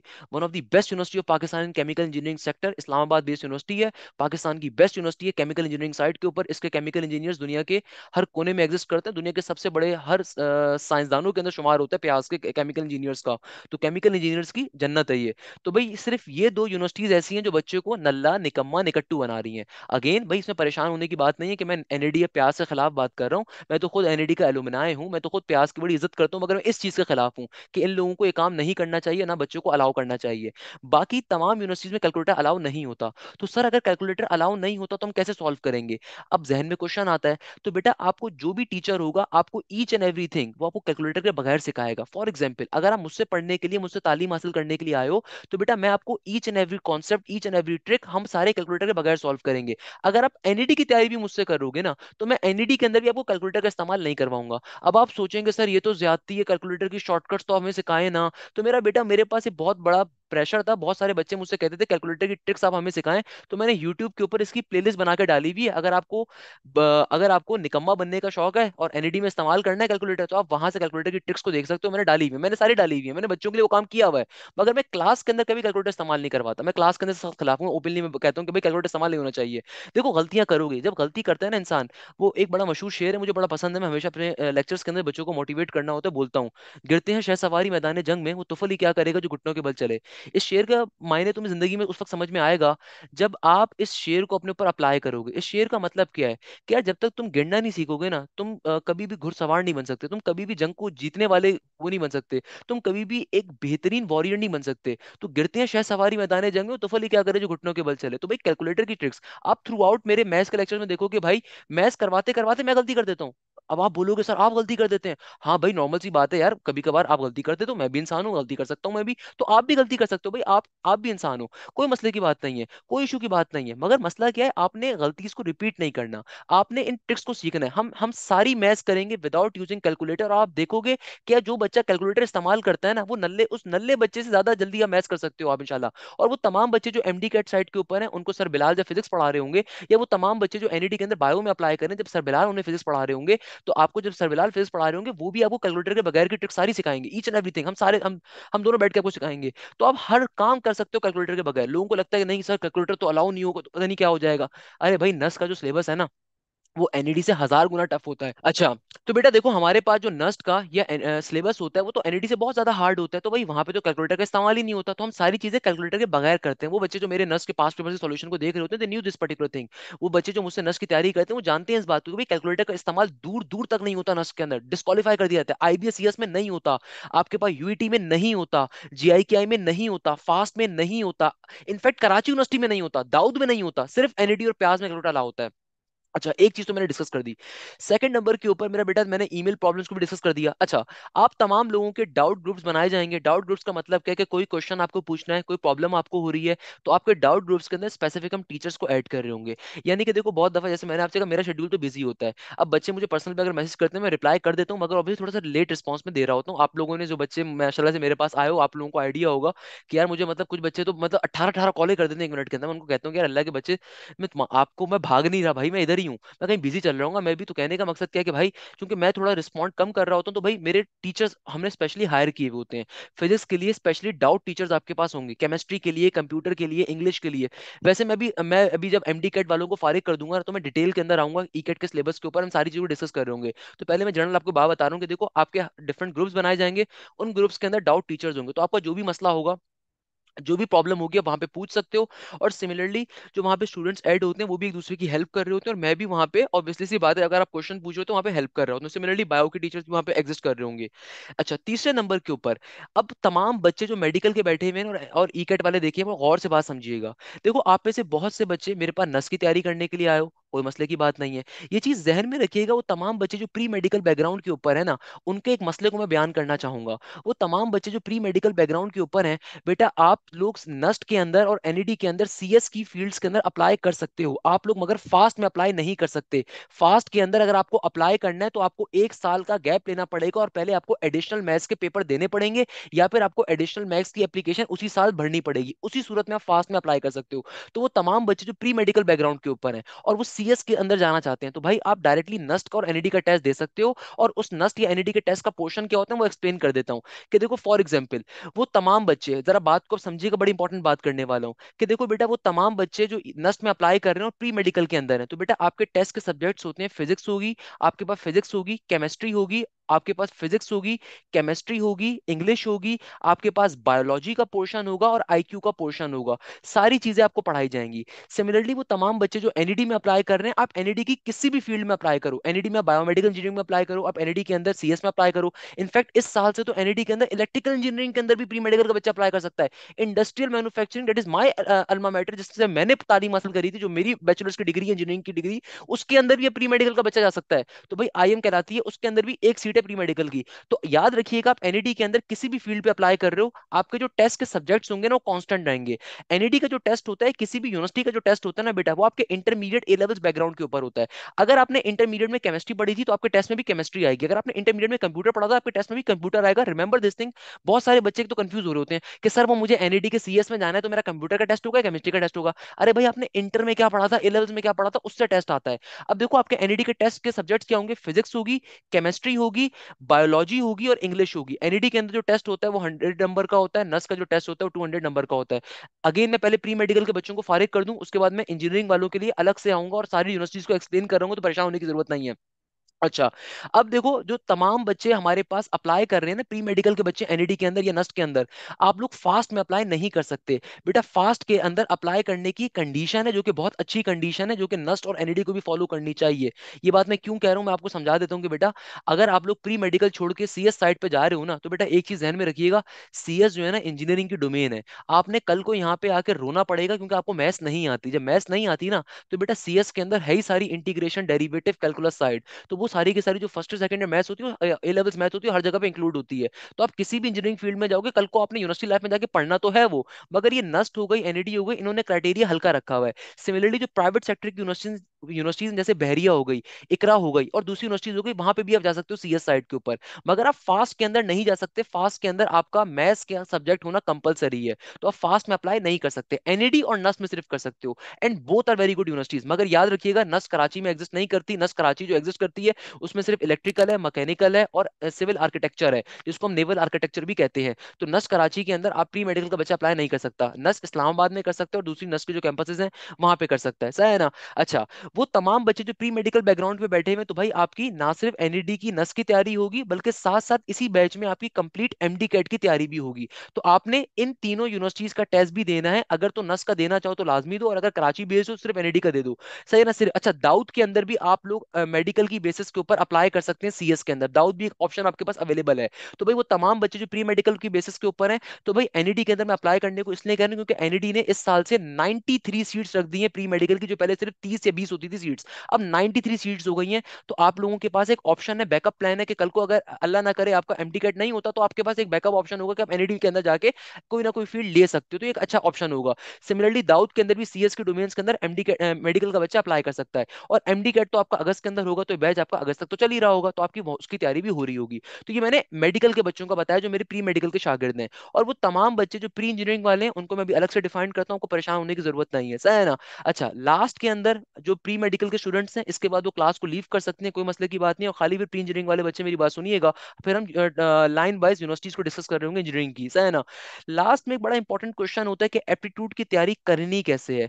देखो एप्टीट्यूड की तैयारी मेरे नजदीक, अगर आप मुझसे मशवरा मांगोगे कि सर इतने शॉर्ट टाइम के अंदर, स्पेशली अगर मैं एनईडी को टारगेट कर रहा हूँ, या मैं फास्ट को या नस को टारगेट कर रहा हूँ, या मैं ईकेट का टेस्ट दे रहा हूँ, यूईटी लाहौर का टेस्ट दे रहा हूँ जो कि अप्रैल के एंड के अंदर ड्यू हो रहा है, तो सर मैं एप्टीट्यूड को कैसे लेके चलूँ। सर मैं आपसे पढ़ाई तो कर रहा हूँ, मगर एप्टीट्यूड की तैयारी मैं कैसे करूंगा लिमिटेड टाइम के, स्ट्रेटेजी क्या होनी चाहिए। देखो मैं दो स्ट्रेटेजी में हमेशा बच्चों को कहता हूँ फॉलो करने के लिए। पहले नंबर के ऊपर, आप जो भी अपना सेकंड ईयर कर रहे हो या ए लेवल्स कर रहे हो, उसको मिनिमम टाइम दो, उसको एटलीस्ट इतना टाइम दो को रिवाइज रिवीजन करते रहो, उसको रिवीजन करते रहो, सही है ना। और अपना मैक्सिमम टाइम एप्टीट्यूड को दो। देखो एप्टीट्यूड की बेसिस के ऊपर आप हर यूनिवर्सिटी में एडमिशन हासिल कर रहोगे, आपका सेकंड ईयर या ए लेवल्स कहीं पे भी काउंट नहीं होगा। कोई भी स्टूडेंट है, अगर आप अभी सेकंड ईयर में एग्जिस्ट करते हो तो आपका फर्स्ट ईयर काउंट होगा, और अगर आपका सेकंड ईयर कंप्लीट हो चुका है तो फिर आपका कंप्लीट इंटरमीडिएट काउंट होगा। सिमिलरली जिन बच्चों का ए लेवल्स हो चुका है उनकी ए लेवल्स की इक्विवेलेंसी काउंट होगी, और जो जो बच्चे भी ए लेवल्स के अंदर हैं उनका ओ लेवल्स काउंट होगा। तो इसका मतलब क्या है, इसका मतलब ये कि यार आपको सेकंड ईयर के अंदर या ए लेवल्स के अंदर सिर्फ 60% चाहिए, और इससे ज्यादा नहीं चाहिए। तो भाई आपने अपने फर्स्ट ईयर के अंदर जो भी गुल खिलाए थे, जो भी ओ लेवल्स के अंदर इक्विवेलेंसी लेकर आए हो, हर जगह पे वो काम आएगी। तो आपने मैक्सिमम टाइम अभी एप्टीट्यूड को देना है। मैं अगेन ये बात कहता हूँ कि बेटा दुनिया में किसी से मशवरा लिया करो, उसकी प्रोफेशनलिज्म चेक किया करो। जैसे मैंने आपको एक कहानी सुनाई ना कि बच्चा मुझसे आके कहता है कि उसके कॉलेज के टीचर फरमा रहे थे कि एप्टीट्यूड तो बेकार चीज है, पढ़ने की जरूरत ही नहीं है। बेटा ये वो साहब होंगे जो बच्चे के जो है ना बिल्कुल क्या बोलूं मैं उसको, I don't want to go to below the line, but what should I say, कि वो साहब होंगे जो बच्चे के जो है ना खड्डे को लगाने के बाद खुद साइड से निकल जाएंगे कि बेटा अब आपकी चॉइस, अब नहीं हुआ तो अगले साल अप्लाई कर लेना। मेरा बेटा गैप ईयर लेना आसान नहीं होता, याद रखिएगा, गैप ईयर लेना बहुत मुश्किल टफ तरीन डिसीजन होता है जिंदगी का। सेकेंडली, एनईडी के आपके पास दो राउंड्स आएंगे अभी। एक आपके पास राउंड वन होगा मई के अंदर, ये मेरी बात बड़े गौर से सुनिएगा। एनईडी का राउंड वन है मई के स्टार्ट के अंदर, और एनईडी का जो राउंड टू आ रहा है हमारे पास वो आ रहा है जून के अंदर। तो भाई आपके जो सेकंड ईयर की डेट आई हुई है ना, वो सेकंड ईयर की या ए लेवल्स की आपकी डेट क्या है, आपके जो सेकंड ईयर के एग्जाम्स हैं वो मई मिड से स्टार्ट हो रहे होंगे और 15 जून तक जा रहे होंगे, और एनईडी का टेस्ट आपके पास जून के बिल्कुल एंड के अंदर होगा। तो बहुत सारे बच्चे मुझसे क्वेश्चन ये पूछ रहे थे, सर अगर हम राउंड वन ना दें एनईडी का, डायरेक्टली राउंड टू दे दें, तो बेटा आप अपने पैर पे कुल्हाड़ी नहीं मारोगे, कुल्हाड़ा मारोगे, बिल्डोजर मारोगे। क्योंकि बेटा अगर आपने राउंड वन नहीं दिया ना और तैयारी नहीं करी, तो आपके पास राउंड टू के बाद तो चांस ही नहीं है तैयारी करने का। सिर्फ 5 से 6 दिन बचेंगे राउंड टू के अंदर, कैसे तैयारी करोगे, नहीं कर सकते। तो एनईडी आपका निकल गया। फास्ट के अंदर मुश्किल से 20 दिन बचेंगे, क्योंकि फास्ट का टेस्ट आपके पास जो आ रहा है वो 8 जुलाई से फास्ट का टेस्ट स्टार्ट है। नस का टेस्ट आपके पास अगेन जून के एंड के अंदर होता है कराची लेवल के ऊपर, और जून के स्टार्ट में होता है इस्लामाबाद के अंदर, सही है ना, और कोयटा के अंदर और गिलगित वाली साइड के ऊपर। सिमिलरली आपके पास जो ईकेट वाली साइड आ रही है, यूटी लाहौर का टेस्ट आ रहा है, वो आपके पास आ रहा है, अल्लाह भला करे कब, वो आपके पास आ रहा है जून के अंदर, सही सॉरी अप्रैल के अंदर आ रहा है। सिमिलरली हमारे पास प्यास यूनिवर्सिटी की जो टेस्ट की डेट आई है वो आपके पास जून की 30 तारीख की आई हुई है। जीआईकेआई की जो टेस्ट की डेट आई हुई है, Ghulam Ishaq Khan institute, again one of the best institute of Pakistan in terms of mechanical engineering, management sciences, electrical side, C S side, lower Swabi वाली साइड के ऊपर है, खैबर पख्तूनख्वा के अंदर है। प्राइवेट सेक्टर यूनिवर्सिटी है, मगर बहुत बेशानदार यूनिवर्सिटी है पाकिस्तान की। तो भाई इसकी टेस्ट की डेट भी जून के एंड की आई हुई है, तो आपके पास टाइम ही नहीं बचेगा कहीं अप्लाई करने के लिए। तो ये चीज जहन में रखिएगा, इसलिए तैयारी करना आज से जरूरी है, तैयारी करना आज से जरूरी है। अच्छा जो एमडी कैट का बच्चा है ना, आपके लिए देखो थोड़ा सी रिलैक्सेशन ये है कि यार आपका जो टेस्ट होगा ना वो अगस्त के एंड के अंदर जाके होता है। मगर अगर आप आगा खान वगैरह में अप्लाई कर रहे हो एक्यू के, तो आपका तो जून के अंदर एक्यू हो जाएगा, आगा खान यूनिवर्सिटी का टेस्ट हो रहा होता है जून के मिड तक। तो भाई ये चीज जहन में रखिएगा, आपके पास भी टाइम कम है इफ यू टारगेटिंग एक्यू, और बहुत से बच्चे एक्यू को टारगेट नहीं कर रहे होते, नम्स को टारगेट कर रहे होते हैं, या फिर आपके पास एमडी कैट यूनिवर्सिटी टारगेट कर रहे होते हैं। तो जहन में रखिएगा अगस्त के अंदर होगा, तो आप चलो थोड़ा सा रिलैक्सेशन आपके लिए मौजूद है। मगर अगेन आई वुड सजेस्ट कि एनईडी को लाजमी तौर पर टेस्ट देना है आप लोगों ने भी, ताकि या नस का टेस्ट लाजमी तौर पर देना है, ताकि आपके पास एक चांस ओपन हो, एक आपका दरवाजा ओपन हो। सारे दरवाजे कभी बंद नहीं किए जाते, हमेशा दरवाजा, एक अच्छा बंदा वो होता है, अकलमंद वो होता है जो दरवाजे कहीं ना कहीं खोल के रखता है, कहीं ना कहीं से चांस को खोल के रखता है। खैर ये सारी बात हमने कर ली। अब देखो स्ट्रेटेजी क्या है, हमारी स्ट्रेटेजी ये है कि देखो बेटा याद रखिएगा, लाइव क्लासेस को लेना इज नॉट तैयारी, ये चीज जहन में रखिएगा। अगर आप ये समझते हैं कि आप लाइव क्लासेस को ले रहे हैं तो आपकी तैयारी हो रही है, नहीं। मैथ्स के अंदर तो चलो हम लोग, मैं आपको मल्टीपल पास पेपर्स क्वेश्चंस करवाऊंगा। हमारे मैथ्स के अंदर तो ये होता है कि भाई मैं आपको करवाता ही बेतहाशा क्वेश्चन हूँ और एक्सरसाइज के। तो आपकी मैथ्स में तो चलो बहुत सी तैयारी चल रही होगी, मैं आपको नस के पेपर्स भी करवाऊंगा, साथ साथ फास्ट के भी करवाऊंगा, एनईटी के भी करवाऊंगा, यूईटी के भी करवाऊंगा, जीआई के, आई के भी, प्यास के भी, लम्स के भी। मगर देखो आपने अगर उसकी प्रैक्टिस मेहनत नहीं करी ना तो लाइफ क्लास बेकार है। मैं इतनी मेहनत से अगर अपना गला सुखा रहा हूँ ना, तो यार देखो इस गला सुखाने का कोई फायदा नहीं है अगर आप तैयारी नहीं करोगे। कुछ बच्चे पता है मेरे पास आते हैं, कुछ पेरेंट्स मेरे पास आते हैं, मुझसे कहते हैं कि सर अगर मैं आपसे तालीम हासिल करूं या मेरा बेटा या मेरी बेटी आपसे तालीम हासिल करे तो आप गारंटी दे दें कि मेरे बच्चे की जो है ना अच्छी परसेंटेज आएगी। तो मैं उनसे कहता हूँ कि सर मैं कोई गारंटी नहीं दे सकता आपको। मेरे पास बहुत सारे बच्चे आते हैं कि सर आप गारंटी दे दें कि यार अगर मैं आपसे पढ़ूंगा ना तो मुझे जो है ना मेरी अच्छी परसेंटेज आएगी। मैं उनसे साफ कहता हूँ कि देखिए अगर आप मुझसे गारंटी मांगने के लिए आ रहे हैं ना, और मैं तमाम बच्चे जो मेरे बैच के अंदर बैठे हुए हैं, ये जो मेरी ऑडियो या वीडियो मेरी सुन रहे हैं, अगर आप ये समझ के मेरे पास आ रहे हो ना कि सर हाशिम से हम पढ़ रहे हैं, सर बिलाल जिया से हम पढ़ रहे हैं, तो हमारा तो एमडी कैट क्लियर होगा होगा, हमारा तो एनईडी का या नस का टेस्ट क्लियर होगा होगा, हमारी पोजीशन होगी। नहीं मेरा बेटा, गारंटी नहीं होती। दुनिया में कोई भी इंसान अगर आपको गारंटी दे रहा है ना, डेट सिंपली मींस वो रॉन्ग नंबर है, वो गलत इंसान है। आप गारंटी दे नहीं सकते। उसके पीछे रीजन बताता हूँ। देखो एज अ टीचर मेरा काम मेरी अपनी मेहनत करना है।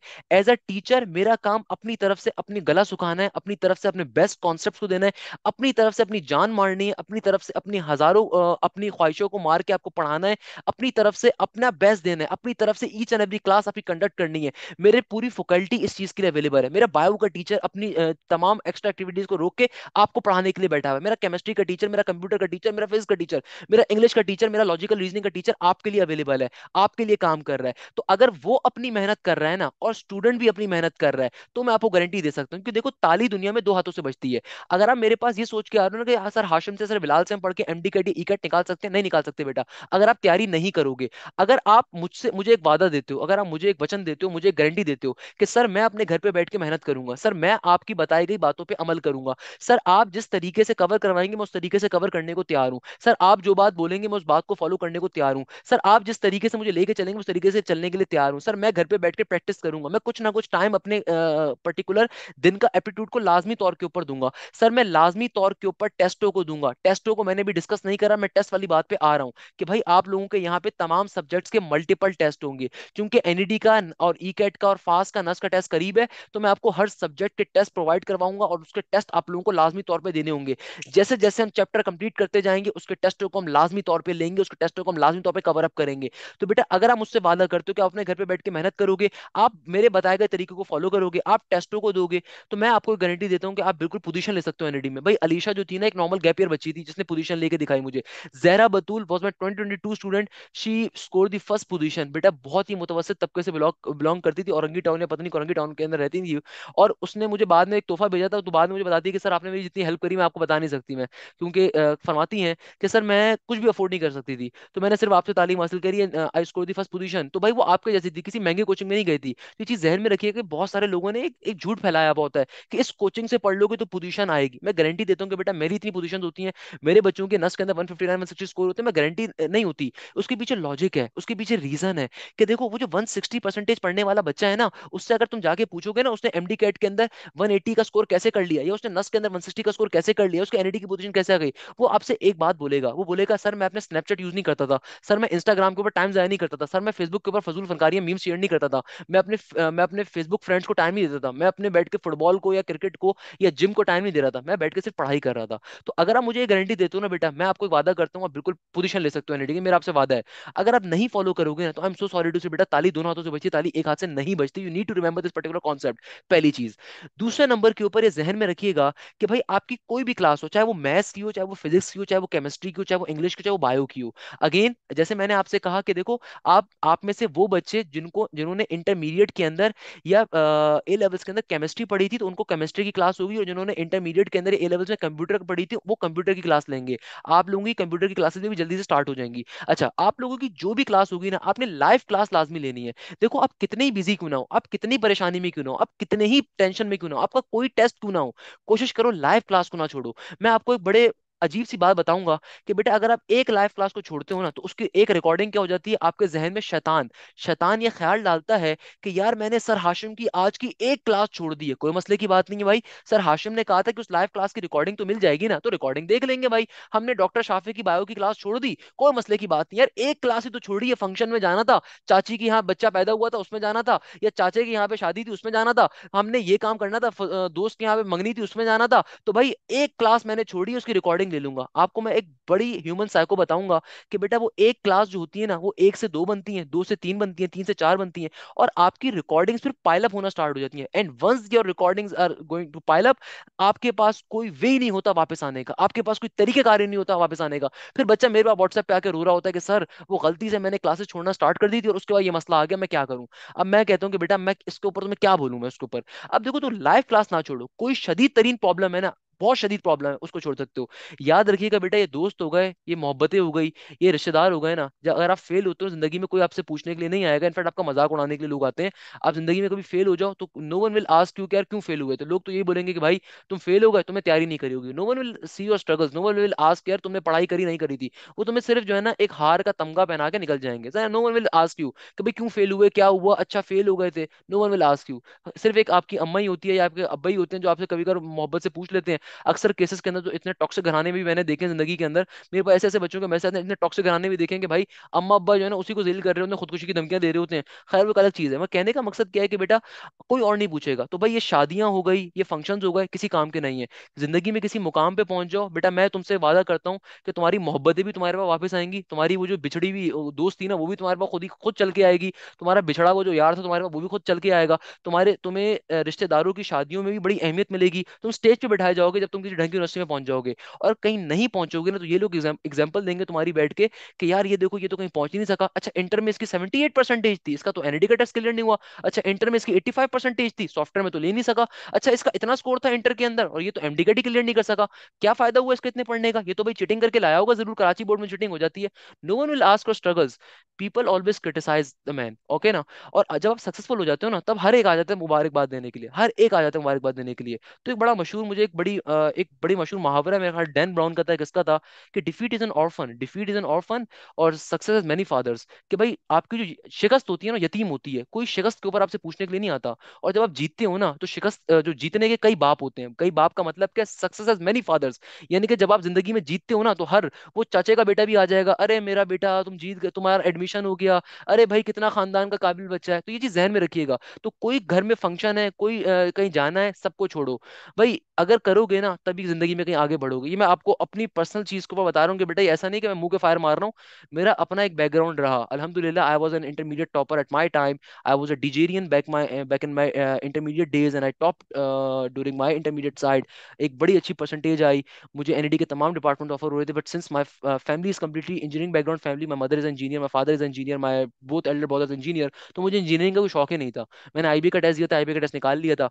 बट देन फिर मुझे मेरे कुछ, क्योंकि मेरी फैमिली पढ़ी लिखी, तो उन्होंने मुझे समझाया था कि यार देखो इंजीनियरिंग करने के बाद एमबीए करोगे ज्यादा स्कोप है, सिर्फ एमबीए बीबीए करने के बाद करोगे फायदा नहीं है उसका। तो उस वजह से फिर देन मेरा शौक ही नहीं था सीएस वाली साइड के ऊपर। खैर वो बाद में अब जहन में आता है कि सीएस कर लेनी चाहिए थी, मगर खैर अल्लाह को मंजूर होगा, क्योंकि भाई आज मैं समझता हूँ कि अगर अल्लाह ने इंजीनियरिंग करवानी थी मैकेनिकल साइड की, तो हो सकता है उसको उससे ज्यादा मुझे चीज सीखने को मिली, और उससे ज्यादा स्ट्रगल मुझे देखने को मिली, ज्यादा मजा आया मुझे उसके अंदर।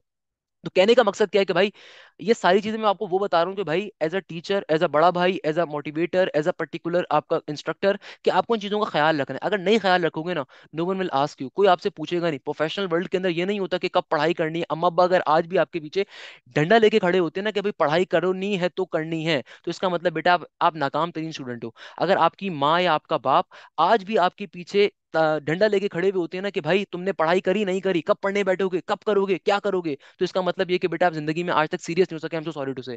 आपके माँ बाप को मैट्रिक के बाद आपकी फिक्र नहीं करनी चाहिए पढ़ाई के लिहाज से, पढ़ाई के लिहाज से। अगर मैट्रिक के बाद भी आपके अम्मा अब्बा आपकी फिक्र इस बारे में कर रहे हैं ना कि आपने भाई क्लास ली नहीं ली, आपने पर्टिकुलरली किस तरह पढ़ाई करी, या आपने कोचिंग गए नहीं गए, या आपने पढ़ाई क्यों नहीं कर रहे हो, घर पे बैठ के पढ़ाई करो, अगर आपके अम्मा अब्बा आज भी आपसे जुमला कहते हैं ना, तो आप इसका मतलब अपनी जिंदगी में आज तक सीरियस नहीं हुए हो। आपको सीरियस होना पड़ेगा। बिकॉज मेरा बेटा, जो मिडिल क्लास बच्चे होते हैं ना, मिडिल क्लास फैमिलीज जो होती हैं, you all are from the middle class background. आप में से कोई भी एलीट बैकग्राउंड से नहीं होता। एलीट बैकग्राउंड होते हैं डिफरेंट बैकग्राउंड है बेटा। एलीट बैकग्राउंड वो होता है जिसके बाप के पास दो मर्सिडीज की गाड़ियां हो। सही है ना, हमारे मुल्क में सिर्फ तीन तरह के खानदान रहते हैं, या तो एलीट क्लास रहती है, या मिडिल क्लास रहती है, या फिर लोअर मिडिल, या फिर बहुत ही पुअर तबका रहता है। मिडिल क्लास में तीन फैमिलीज होती हैं, एक अपर मिडिल, एक लोअर मिडिल और एक मिडिल मिडिल। मिडिल मिडिल जो होता है ना, आप में से बहुत से मिडिल मिडिल होंगे, या अपर मिडिल होंगे, लोअर मिडिल होंगे। एलीट क्लास आप में से कोई भी नहीं होती। एलीट क्लास वो होती है जिसके डिफेंस में बंगले हों, जिसके अंदर मोहम्मद अली सोसाइटी में बंगले हों, जिसके बहुत बड़े बड़े कोटियां हों, तो एलीट क्लास तो आप में से कोई भी नहीं, आप सारे मिडिल क्लास फैमिली से। मिडिल क्लास फैमिली से हो ना, तो मिडिल क्लास फैमिली की सबसे बड़ी खासियत ही क्या होती है, उसका सीरियसनेस अपनी जिंदगी के अंदर। तो अगर सीरियस नहीं हो जिंदगी में तो कुछ नहीं कर सकते बेटा, जहन में बात रखिएगा अपनी जिंदगी के अंदर। Last but not the least, कि देखो लाइव क्लासेस के अंदर लाजमी तौर पे आपने लेना है, रिकॉर्डिंग्स के ऊपर नहीं जाना। रिकॉर्डिंग्स आपको मैं दूंगा, आपको हर क्लास की रिकॉर्डिंग मिलेगी, जो भी आपकी क्लास होगी, मगर लाइव क्लास को आपने लाजमी तौर के ऊपर साथ साथ कवर अप करना है, लाइव क्लास को लेना है। देखो आप में से बहुत से बच्चे भी ऐसे हैं, मुझे मालूम है यार, मुझे भी मालूम है कितनी स्ट्रगल होती है, कितना प्रेशर होता है सेकंड ईयर के अंदर, I can feel that particular pain. मुझे मालूम है आपके ए लेवल्स की मई जून सीरीज अभी स्टार्ट होने वाली है, मुझे मालूम है यार, मैं ए लेवल्स के बच्चों को बहुत पढ़ाता रहा हूँ, पढ़ा रहा हूँ आजकल भी। तो भाई मुझे पता है ए लेवल्स का बच्चा कहाँ लैग करता है। अब देखो मुझे पता है कि यार सेकंड ईयर ए लेवल्स का भी चल रहा है, आप परेशान हो, तो एटलीस्ट लाइव क्लासेस अगर लोगे ना, तो इससे आपके टॉपिक्स मिस नहीं होंगे, इससे आपके टॉपिक्स के अंदर पंगे नहीं होंगे। अगर आपने ये भी लेना छोड़ दी ना, तो फिर रिकॉर्डिंग का जो पाइल अंबार खड़ा होगा ना, आप there is no way going back, आप नहीं जा सकते फिर उसके पीछे। आपके पास ऑलरेडी बहुत कम टाइम है, इतनी ज्यादा मैं इसलिए बच्चों को बताता हूँ कि यार देखो तुम्हारे पास टाइम बहुत कम है, तुम्हें ये चीज समझनी पड़ेगी। सेकंड नंबर के ऊपर, अब देखो स्ट्रेटेजी क्या होनी चाहिए, लाइव क्लासेस को लोगे। अब for example if I talk about the mathematics, तो भाई मैथ्स के अंदर मैं मल्टीपल क्वेश्चन आपको करवाता हूँ पास्ट पेपर्स के चीजों के, तो आपने उनको साथ साथ कवर अप करना है। अगर आप मैथ्स में मेरी लाइव क्लासेस भी ले लेते हो ना बेटा, आप एनईडी में टॉप कर सकते हो। मगर इसका मतलब ये नहीं है कि सिर्फ लाइव क्लासेस को सुनना, ये नहीं है कि आपने सिंपल बायो के अंदर लाइव क्लासेस को बैठ के सुन लिया और आप ये कंसीडर करो कि आपकी बायो के अंदर अच्छे नंबर आ जाएंगे, ऐसा नहीं होगा। अगर आपने केमिस्ट्री में सिर्फ या कंप्यूटर में सिर्फ लाइव क्लासेस को ले लिया, आपका प्रैक्टिस, भाई practice makes the man perfect. Aptitude के अंदर जो तीसरी सबसे बड़ी काम की चीज होती है, पहली मैंने क्या बताई थी, डिफरेंस क्या होता है, दूसरे नंबर पर टाइम मैनेजमेंट बताई थी, तीसरे नंबर के ऊपर याद रखिएगा एप्टीट्यूड के अंदर जो मेन चीज होती है ना, वो होती है प्रैक्टिस। याद रखिएगा एक ऐसा बच्चा जिसको सब कुछ आता है मगर उसको टाइम मैनेजमेंट का आइडिया नहीं है ना, वो एप्टीट्यूड के टेस्ट को फेल कर देगा, वो एमडी कैट के टेस्ट को मैसअप कर देगा, वो नस के टेस्ट को जाके मैसअप कर देगा, वो आईबीए के एनईडी के टेस्ट को मैसअप कर देगा, अगर आपकी टाइम मैनेजमेंट नहीं है। और टाइम मैनेजमेंट आपकी डायरेक्टली किससे लिंक करती है, आपकी प्रैक्टिस से। देखो हम क्लास में जो भी चीज पढ़ेंगे ना, हम क्लास में जो भी चीज पढ़ेंगे, आपने उसकी प्रैक्टिस लाजमी तौर पे करनी। अगर आप प्रैक्टिस नहीं करोगे, आपका आप अगले दिन भूल जाओगे उस चीज को, तो आपने प्रैक्टिस लाजमी तौर पे करनी है।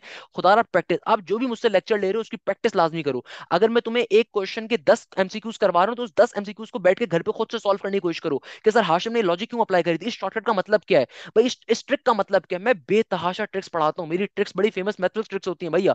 सिमिलरली बायो के डॉक्टर शाफी आपको पढ़ाएंगे, केमिस्ट्री के आपको साद बकर पढ़ा रहे होंगे, या सर बिलाल पढ़ा रहे होंगे, कोई भी टीचर पढ़ा रहा होगा, आपने प्रैक्टिस लाजमी करनी है, प्रैक्टिस नहीं करोगे यू आर गोन। सही है ना। सेकंड नंबर के ऊपर अच्छा, अगर मैं मैथ्स की आपसे बात करूं तो बेटा देखो, मैथ्स आपके पास हर यूनिवर्सिटी के अंदर सबसे क्रूशियल रोल प्ले करता है। Now come towards the main thing, कि सर हम मैथ्स कैसे कवर करेंगे। मैंने बाकी तमाम सब्जेक्ट्स के बारे में तो आपको गाइड कर दिया ना, अब हम आते हैं मैथ्स के ऊपर। इंट्रोडक्शन क्लास है, और ये इंट्रोडक्शन क्लास हमारी अब हमारी फाइनली प्री इंजीनियरिंग के बच्चों के लिए स्टार्ट हो गई है, या जनरल साइंस के बच्चों के लिए, कि भाई मैथ्स का ताल्लुक क्या है, मैथ्स कवर कैसे करेंगे। तो बेटा देखो, वो तमाम बच्चे जो मेरे पास मैथ्स तालीम हासिल करेंगे, याद रखिएगा आप किसी भी यूनिवर्सिटी का एग्जाम दे रहे हो, आप नस्ट का एग्जाम दे रहे हो, आप एनईडी का एग्जाम दे रहे हो, आप फास्ट का एग्जाम दे रहे हो, हर जगह पे मैथ्स सबसे क्रूशियल रोल प्ले करेगी। आप दाऊद का एग्जाम दे रहे हो, आप कराची यूनिवर्सिटी का एग्जाम दे रहे हो, आप ईकेट का यूईटी लाहौर का टेस्ट दे रहे हो, आप प्यास का टेस्ट दे रहे हो, आप अपने पास जीआईकेआई का टेस्ट दे रहे हो, हर जगह के ऊपर हमारे पास क्या आएगा, हर जगह के ऊपर हमारा मैथ्स सबसे क्रूशियल रोल है। भाई नस्ट के पेपर के अंदर तो 60% पोर्शन मैथ्स का होता है। नस्ट के पोर्शन में क्या एमसीक्यूज होते हैं, मैं भी आपको एक्सप्लेन भी कर देता हूँ बारी बारी तमाम यूनिवर्सिटीज के बारे में। नस्ट के पोर्शन में 80 एमसीक्यूज आते हैं मैथ्स के, 60 आते हैं फिजिक्स के, बाकी 30 आते हैं कंप्यूटर के। और अगर कंप्यूटर साइंस के हो तो फिर आपके पास 50 मेरे ख्याल में उसके होंगे, फिजिक्स के होंगे, और 40 कंप्यूटर के होंगे, और बाकी 20 English, and 10 is for the IQ. NED का पेपर पैटर्न क्या होता है, देखो एनईडी का पेपर पैटर्न के अंदर 100 मार्क्स का एनईडी का पेपर होता है। एनईडी का पेपर कितने मार्क्स का होता है, मैं भी आपको इंडिविजुअली सारी यूनिवर्सिटीज के बारे में बता भी रहूंगा। एनईडी का पेपर होता है 100 मार्क्स का, जिसके अंदर 25 न 25 हर 4 सब्जेक्ट डिवाइड होते हैं। फॉर एग्जाम्पल वो तमाम बच्चे जो प्री इंजीनियरिंग बैकग्राउंड के ऊपर हैं, आपके सब्जेक्ट्स होंगे, फिजिक्स होगी, मैथ्स होगी, केमिस्ट्री होगी, इंग्लिश होगी। 25 marks for the each section. NED के अंदर कोई नेगेटिव मार्किंग नहीं होती, नस में कोई नेगेटिव मार्किंग नहीं होती, यूईटी के अंदर होती है, फास्ट के अंदर भी होती है, दाऊद के अंदर भी होती है, कराची यूनिवर्सिटी के अंदर भी नहीं होती। अच्छा, सिमिलरली जो बच्चे कंप्यूटर साइंस के हैं, उनके टेस्ट के सब्जेक्ट्स क्या होंगे, फिजिक्स होगी, मैथ्स होगी, कंप्यूटर होगी, और इंग्लिश होगी। प्री मेडिकल के अंदर क्या होता है, फिजिक्स होती है, बायोलॉजी होती है, केमिस्ट्री होती है, और इंग्लिश होती है। 25 मार्क्स फॉर ईच सेक्शन, और 120 मिनट्स का टाइम होता है। नस के अंदर 200 एमसीक्यूज होते हैं, तो आपके पास 3 घंटे का पेपर होता है नस का। फास्ट का जो आपका एग्जाम होता है, ये ये भी 2 आवर्स का एग्जाम होता है, और इसके अंदर क्या होता है, आपके पास 50% पोर्शन आता है एडवांस मैथ्स का। अब ये एडवांस मैथ्स क्या होती है, बेसिक मैथ्स क्या होती है, ये बताऊंगा। 30% जो आपका पोर्शन आता है वो आता है बेसिक मैथ्स का। 30% पोर्शन किसका आता है, बेसिक मैथ्स का। बाकी आपके पास कितने बच गए, आपके पास बच गए 20% पोर्शन भी है। तो भाई देखो, ये तो मैंने चंद बेसिक आपसे बातें डिस्कस कर दी। अब मैं अगर आपको डिफरेंट यूनिवर्सिटीज के बारे में लाइन बाय, अच्छा तो बेटा, अब देखो वो तमाम स्टूडेंट जो यूनिवर्सिटीज को लेके परेशान चल रहे हैं कि सर कौन सी यूनिवर्सिटी का टेस्ट का पैटर्न क्या होता है क्या नहीं होता, तो भाई मैं सारी चीजें आपको गाइड कर रहा हूँ। सही है ना। अब जरा यूनिवर्सिटीज के अगर मैं अपने सेक्शन के ऊपर चलूँ ना, तो भाई ये आप लोगों को सिंपल तरीके से वीडियो को स्टॉप करके इस तमाम चीजों को देख सकते हो। स्टडी मटेरियल ड्राइव वगैरह आपकी गूगल क्लासरूम के ऊपर सारी चीजें मैं ऐड कर दूंगा। अब देखो बेटा, हमारे पास यहाँ पे कई तरह की बेसिक कॉन्सेप्ट्स होते हैं जिनको हम डिस्कस कर लेते हैं। कि देखो for example if I talk about the NUST university, तो भाई याद रखिएगा, आप किसी भी यूनिवर्सिटी के अंदर अगर अप्लाई कर रहे हो, आपको उसका पेपर पैटर्न लाजमी तौर पे मालूम होना चाहिए। फॉर एग्जांपल नस्ट के पेपर के अंदर 200 मार्क्स के एमसीक्यूज आते हैं। इस 200 मार्क्स के अंदर जो सबसे इंपॉर्टेंट तरीन पोर्शन होता है बेटा, वो मैथ्स का पोर्शन होता है। मैथ्स के नंबर 60% पोर्शन मैथ्स का होता है, यानी कि तकरीबन 80 एमसीक्यूज मैथ्स के आते हैं। फिर फिजिक्स का आपके पास 60 नंबर का आ रहा है फॉर प्री इंजीनियरिंग, और कंप्यूटर के अंदर आपके 50 एमसीक्यूज आते हैं। केमिस्ट्री के अंदर 30 एमसीक्यूज आते हैं, प्री इंजीनियरिंग के कंप्यूटर वालों को 40 होते हैं। इंग्लिश के 20 एमसीक्यूज हैं, इंटेलिजेंस के 10 हैं। सही है ना। तो मैंने यहाँ पे each and everything I have written, each and everything. सही है ना। तो बाकी खैर सोशल साइंसेज वगैरह का आप लोगों का नहीं है। और जो बच्चे प्री मेडिकल बैकग्राउंड से नस्ट के सीएस का टेस्ट दे रहे होते हैं, तो भाई उनके बायोलॉजी 60 एमसीक्यूज हैं, फिजिक्स 60 है, केमिस्ट्री 50 है, इंग्लिश 20, इंटेलिजेंस के 10 एमसीक्यूज हैं। तो भाई आपकी हम तमाम चीजों की तैयारी करवाएंगे। Each and everything will be dealing with you. हम आपकी तमाम की तमाम चीजों को लेके चलेंगे। नस्ट का जो अब नेक्स्ट राउंड आ रहा है बेटा, वो आपके पास आ रहा है जून के एंड के अंदर और जुलाई के स्टार्ट के अंदर। तो जून के मिड के अंदर इस्लामाबाद के अंदर टेस्ट स्टार्ट हो जाएंगे, और कोयटा कराची वगैरह के कैंपसेस के अंदर आपके पास जून के एंड के अंदर नेट 4 होगा। याद रखिएगा, अगर आपको इस्लामाबाद की नस्ल में जाना है, रिसालपुर नस्ल में जाना है, किसी भी नस्ल के अंदर जाना है, तो भाई टेस्ट आप कहीं पे भी दे सकते हो। टेस्ट देने में मसला नहीं होता। टेस्ट ऑब्वियसली आप अपने नस्ल के करीबी तरीन सेंटर पे जाके देते हो। आप अपनी मेरिट की बेसिस के ऊपर आपको पर्टिकुलरली फील्ड अलॉट होती है। तो मैंने सारी चीजें यहाँ पे लिखी हुई है भाई, ईच एंड एवरीथिंग किस तरीके से क्या करना है क्या नहीं करना। इसमें बड़ी मेरे टाइम लगा था, टाइम कंज्यूम हुआ था। तो भाई यहाँ पे हर चीज मैंने लिखी हुई है। आप इसको वीडियो को स्टॉप करके इसको आराम से बैठ के पढ़ सकते हो। सही है ना।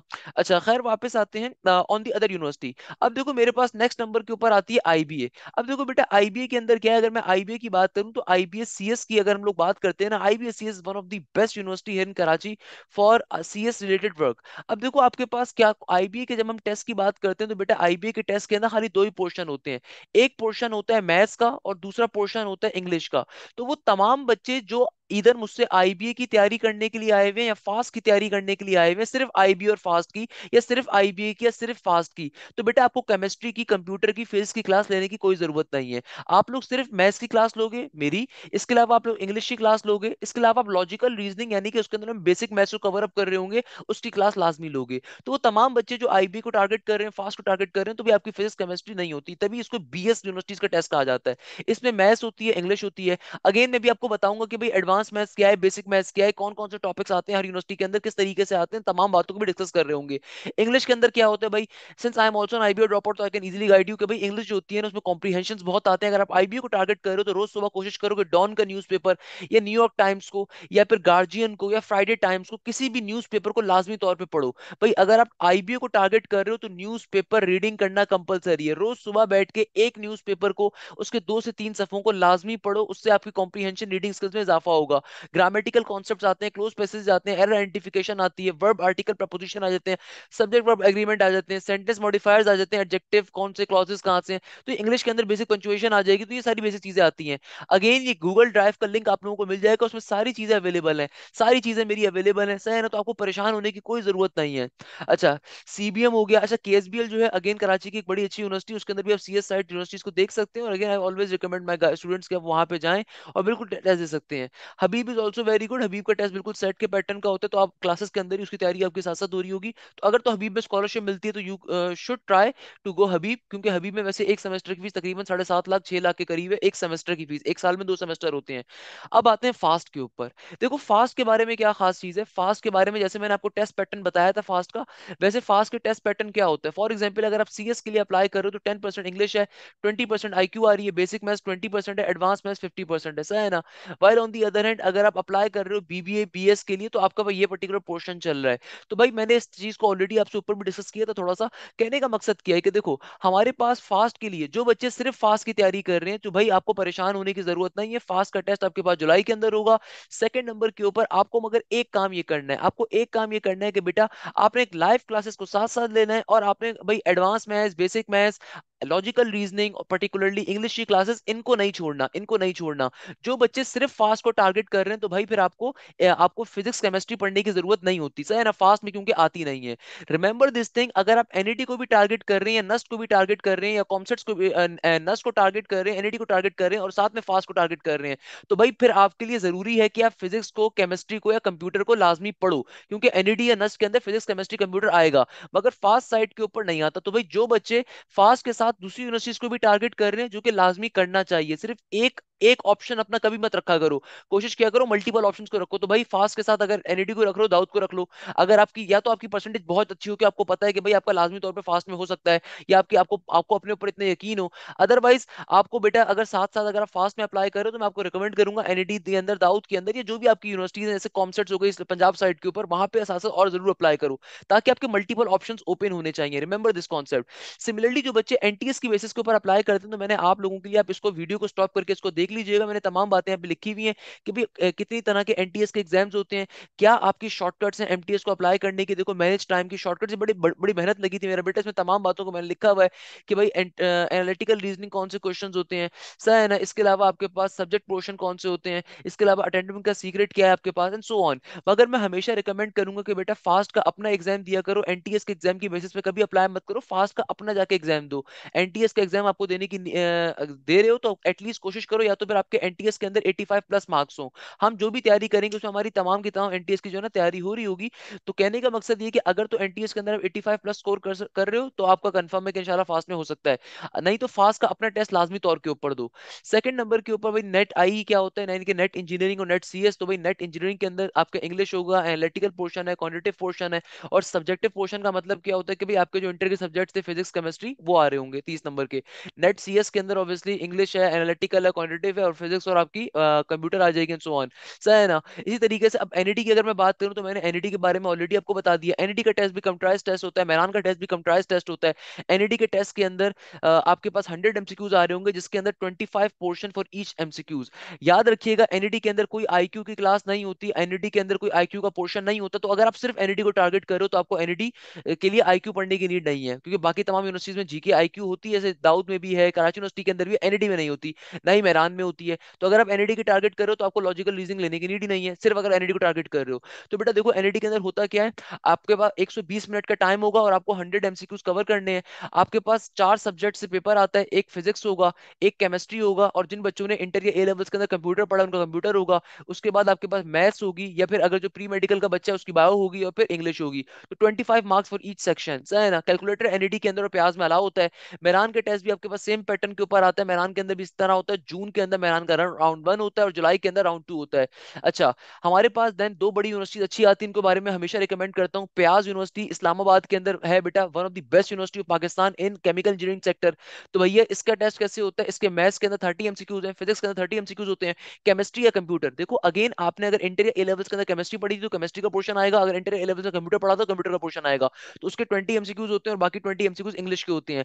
प्याज का मेरिट फॉर्मूला क्या है, प्याज की एक्सपेक्टेड डेट आ चुकी है, गलत लिखी है, मैं पुरानी है, अपडेट करवा देता हूँ, कि जून की 30 तारीख को प्याज का टेस्ट होगा। और आपके पास कराची के अंदर भी एग्जामिनेशन सेंटर बनता है, नहीं तो अगर आपको इस्लामाबाद जाके देना पड़ता है, सही है ना। तो प्याज की एक सेमेस्टर की फीस 1,08,000 रुपए, क्योंकि सेमी प्राइवेट सेक्टर है। फिर हमारे पास जीआईकेआई आती है, Ghulam Ishaq Khan institute of science and technology, one of the best university again in here in Pakistan, private sector में बहुत बड़ा नाम। इसकी एक सेमेस्टर की फीस 4 लाख रुपए, जिस तरह आईबीएस की फीस है। मगर मगर जीआईकेआई स्कॉलरशिप्स देती है, अगर आप मेरिट पोजीशंस आपकी अच्छी होंगी तो आपको स्कॉलरशिप मिलेगी। Last year Muzammil Hasan was my student, जिसने 8.5 लाख रुपए की स्कॉलरशिप जीती थी, यानी कि उसकी पूरे साल की 8.5 लाख रुपए की स्कॉलरशिप थी, 7th पोजीशन उसने हासिल करी थी, सही है ना। तो जीआईकेआई का अपना एंट्री टेस्ट होता है, 80 एमसीक्यूज का पोर्शन होता है, उसके अंदर इस तरह का पैटर्न होता है कि मैथ्स आती है, फिजिक्स आती है, और इंग्लिश आती है, आपकी केमिस्ट्री कंप्यूटर कुछ भी नहीं आता। तो ये पोर्शन होता है। तो हमारे पास इस तरीके से जीआईकेआई का वो होता है। अगेन स्टडी मटेरियल ड्राइव में सब अपलोड करा हुआ है। कॉमसेट्स जो बच्चे पंजाब साइड पे बैठे हैं उनके लिए कॉमसेट्स का टेस्ट होता है, कॉमसेट्स कॉन्सेप्ट एनटीएस को एक्सेप्ट करता है, सेट को भी एक्सेप्ट करता है। 90% आपके पास एमसीक्यूज होते हैं कॉन्सेप्ट्स के अंदर, इंग्लिश है, एनालिटिकल स्केल है, क्वांटिटेटिव है। भाई एनालिटिकल का स्किल्स का मतलब क्या, आईक्यू वाली साइड हो गई, सही है ना। क्वांटिटेटिव का मतलब क्या है, बेसिक मैथ्स। अभी मैं आगे चल के बताऊंगा बेसिक मैथ्स क्या होती है। एडवांस सब्जेक्ट्स के अंदर बाकी सारे एडवांस सब्जेक्ट्स आ गए, सही है ना। दाऊद यूनिवर्सिटी का टेस्ट पैटर्न ये होता है, इसका दाऊद का टेस्ट भी आपके पास जुलाई के अंदर आ रहा होगा बेटा, सही है ना। दाऊद का टेस्ट जुलाई के अंदर होगा, कॉमसेट्स का test June and July start के अंदर होता है। दाऊद का टेस्ट भी आपके पास कब आएगा, जुलाई के अंदर आएगा। और आपके टेस्ट के सब्जेक्ट्स क्या होते हैं, इंग्लिश, एनालिटिकल रीजनिंग और जनरल नॉलेज। ये हर एक के क्या है, कंफर्म है, हर एक के क्या है, ये जो तीन सब्जेक्ट्स आ रहे हैं ना, English, analytical reasoning, general knowledge, ये सबके कंफर्म नंबर हैं, ये सबके जो है ना फिक्स सब्जेक्ट्स हैं। बाकी ऑप्शनल सब्जेक्ट्स के अंदर क्या होता है, फिजिक्स है, केमिस्ट्री है, मैथ्स है। यानी कि जो प्री इंजीनियरिंग के बच्चे हैं उनके ये आएंगे, जो कंप्यूटर साइंस के बच्चे हैं उनके ये आएंगे, जो प्री मेडिकल के बच्चे हैं उनके ये आएंगे। दाऊद के अंदर भी आप सीएस में अप्लाई कर सकते हैं, प्री मेडिकल का बच्चा, पहले बता देता हूँ। सिमिलरली कराची यूनिवर्सिटी का टेस्ट सबसे एंड के अंदर होता है, ये जाके होता है नवंबर के अंदर, दिसंबर के अंदर। तो उसका हमारे पास पैटर्न ये होता है भाई, कराची यूनिवर्सिटी के अंदर सेकेंडरी की बेसिस पे हो रहा होता है, या आपके ए लेवल्स के बेसिस के ऊपर होगा, तो उसके टेस्ट के सब्जेक्ट से लिखे हुए हैं, आप उसको देख सकते हो। एयर यूनिवर्सिटी का ये होता है, बहरिया का ये होता है, जेबिस्ट का ये होता है, सर सैयद हो गई, कायदे आवाम हो गई, और यूईटी मशहूर जमाना, उसका ऑलरेडी डिस्कस कर चुके हैं हम लोग। तो भाई ये पीडीएफ फाइल को आप स्टॉप कर करके चेक कर लीजिएगा, इसमें सारी बातें मैंने लिखी हुई हैं। सो that was something quite very important from my side. तो आइए चलते हैं जरा सिलेबस के ऊपर कि क्या मैथ का सिलेबस होगा, कैसे कवर अप कर रहे होंगे। अच्छा भाई, अब देखो हम लोग सिलेबस, आप किसी भी यूनिवर्सिटी की तैयारी करते हो, मैंने जो आपको तमाम यूनिवर्सिटीज की गाइड को दिखाया उसके पीछे लॉजिक क्या थी, कि आप एक बाद में उसको बैठ के आराम से देख लीजिएगा। और मैंने बाय द वे, आप किसी भी यूनिवर्सिटी के बारे में आपको सर्च करना हो, आप सिंपल यूट्यूब पे जाके लिखो कराची यूनिवर्सिटी बाय हाशिम जिया, फास्ट यूनिवर्सिटी बाय हाशिम जिया, नस्ट बाय हाशिम जिया, आईबीए बाय हाशिम जिया, एनईडी बाय हाशिम जिया, आपके उसके ऊपर डिटेल गाइडेंस वीडियो मेरी ऑलरेडी डेडिकेटेड वीडियो अवेलेबल है। मगर स्टिल मैं थोड़ी सी गाइडेंस ऑलरेडी दे देता हूँ बच्चों को, कि बेटा देखो हमारा सबसे क्रूशल, अभी बहुत सारे बच्चे जो है ना फील्ड्स को लेकर परेशान चल रहे होते हैं, कि सर वो एनईडी के अंदर कौन सी फील्ड सेलेक्ट करूं। बेटा ये जो क्वेश्चन है ना, ये बेकार तरीन क्वेश्चन है। बहुत सारे बच्चे परेशान होते हैं कि सर हम लोग फॉर्म कब फिल करें। तो भाई फॉर्म एनईडी का आप लास्ट के अंदर फिल करो, कोशिश करो 20 अप्रैल के बाद तक फिल करो। दूसरे नंबर के ऊपर बहुत सारे बच्चे फील्ड्स को लेकर परेशान होते हैं कि सॉफ्टवेयर लूं ना लूं, ये करूं वो ना करूं। भाई ये सारी बेकार बातें हैं। अभी सबसे पहला फोकस आपका होना चाहिए टेस्ट के ऊपर। अब देखो टेस्ट की तैयारी हम कैसे कर रहे होंगे, हमारी स्ट्रेटेजी क्या होगी, मैथमेटिक्स के अंदर हमारी स्ट्रेटेजी क्या होगी, जरा उसको डिफाइन कर देता हूँ। देखो अगर मैं आपसे सिलेबस डिफाइन करूँ ना, वो तमाम बच्चे जो ये समझते हैं कि इंटर का सिलेबस और एप्टीट्यूड का सिलेबस सेम होता है, ऐसा नहीं है। बेटा बहुत सारी चीजें आप इंटर वाली साइड पे नहीं पढ़ोगे जो हम एप्टीट्यूड में पढ़ते हैं। सिमिलरली बहुत सारा बच्चा मेरे पास ए लेवल्स का होता है, अब ए लेवल्स के बच्चे ने मैट्रिसेस को नहीं पढ़ा हुआ, कॉनिक्स को नहीं पढ़ा हुआ, प्रोबेबिलिटी कॉम्बिनेशन परमुटेशन थोड़ी स्ट्रॉन्ग है, मगर सीक्वेंस सीरीज वाली साइड बिल्कुल स्ट्रॉन्ग नहीं है। तो भाई मुझे मालूम है आपके गैप्स कहाँ पर, I know that particular thing. तो भाई आप लोगों की अगेन ए लेवल्स वाली चीज एप्टीट्यूड के अंदर नहीं होती, उससे डिफरेंट होता है। तो याद रखिएगा एप्टीट्यूड का जो सिलेबस होता है ना, वो तमाम पाकिस्तान के बोर्ड से मिलकर आ रहा होता है, उसमें ए लेवल्स भी इंक्लूड होता है। अगर मैं आपको एक रफली एस्टिमेट बताऊं कि देखो हमारे पास जब हम सिलेबस की बात करते हैं ना, अगेन अच्छा कुछ बच्चे मुझसे बहुत फरमाइश करते हैं कि सर इंपॉर्टेंट टॉपिक्स बता दें। देखो चूंकि तमाम यूनिवर्सिटीज के अब टेस्ट कंप्यूटराइज टेस्ट हैं, तो याद रखिएगा अगर आप सिर्फ किसी भी यूनिवर्सिटी की तैयारी उसके पास पेपर्स के ऊपर कवर करते हुए कर रहे हो ना, तो आपकी तैयारी 100% नहीं है, then you are not a good student. मुझसे बहुत सारे बच्चे कहते हैं सर क्या मैं आपकी एनईडी की कंप्यूटराइज वाली प्लेलिस्ट सिर्फ देख लूं। बेटा वो प्लेलिस्ट लाजमी तौर पे देखो, मैं आपको रिकमेंड करूंगा कि भाई अपने दिन का एक हिस्सा रखो और मेरी जो मैथ्स की वो प्लेलिस्ट है ना उसको लाजमी तौर पे लो। मैंने उसके अंदर मैथ्स के जितने भी कंप्यूटराइज्ड एनईडी के टेस्ट हुए थे सारे सॉल्व करवाए हुए हैं। ज्यादा मोस्ट प्रोबेबली आपके उसी में से क्वेश्चन आ रहे होंगे, 90% क्वेश्चन आपके उसी में से इंशाल्लाह ताला आ रहे होंगे। मगर मगर एनईडी सिलेबस चेंज भी कर सकता है, एनईडी क्वेश्चंस को चेंज भी कर सकता है। तो भाई रट्टे नहीं मारने हैं, तरीके से पढ़ना है, अपने कॉन्सेप्ट को क्लियर करके पढ़ना है, सिर्फ उस प्लेलिस्ट को फॉलो नहीं करना। मैं इसीलिए बच्चे से कहता हूँ कि बेटा कंप्यूटराइज टेस्ट की सिर्फ प्लेलिस्ट को, सिर्फ किसी भी यूनिवर्सिटी के पास पेपर्स को अगर कवर करके आप जा रहे हो ना, आप गुड स्टूडेंट नहीं हो, आप पोजीशन वाले स्टूडेंट नहीं हो, आपका 80+ स्कोर नहीं आ सकता। तो आपको ना सिर्फ पास पेपर्स को कवर करना है, मगर साथ साथ अपनी नॉर्मल तैयारी भी करनी है। क्योंकि देखो बहुत दफा एनईडी के अंदर फेडरल बोर्ड के कॉन्सेप्ट आ जाते थे पहले। अब बच्चा परेशान है सर मैं तो सिंध बोर्ड की तैयारी करके गया था, फेडरल कॉन्सेप्ट क्यों आ गया। अरे भाई तुमसे किसने बोला कि एनईडी के अंदर सिर्फ सिंध बोर्ड का कोर्स कंटेंट आएगा।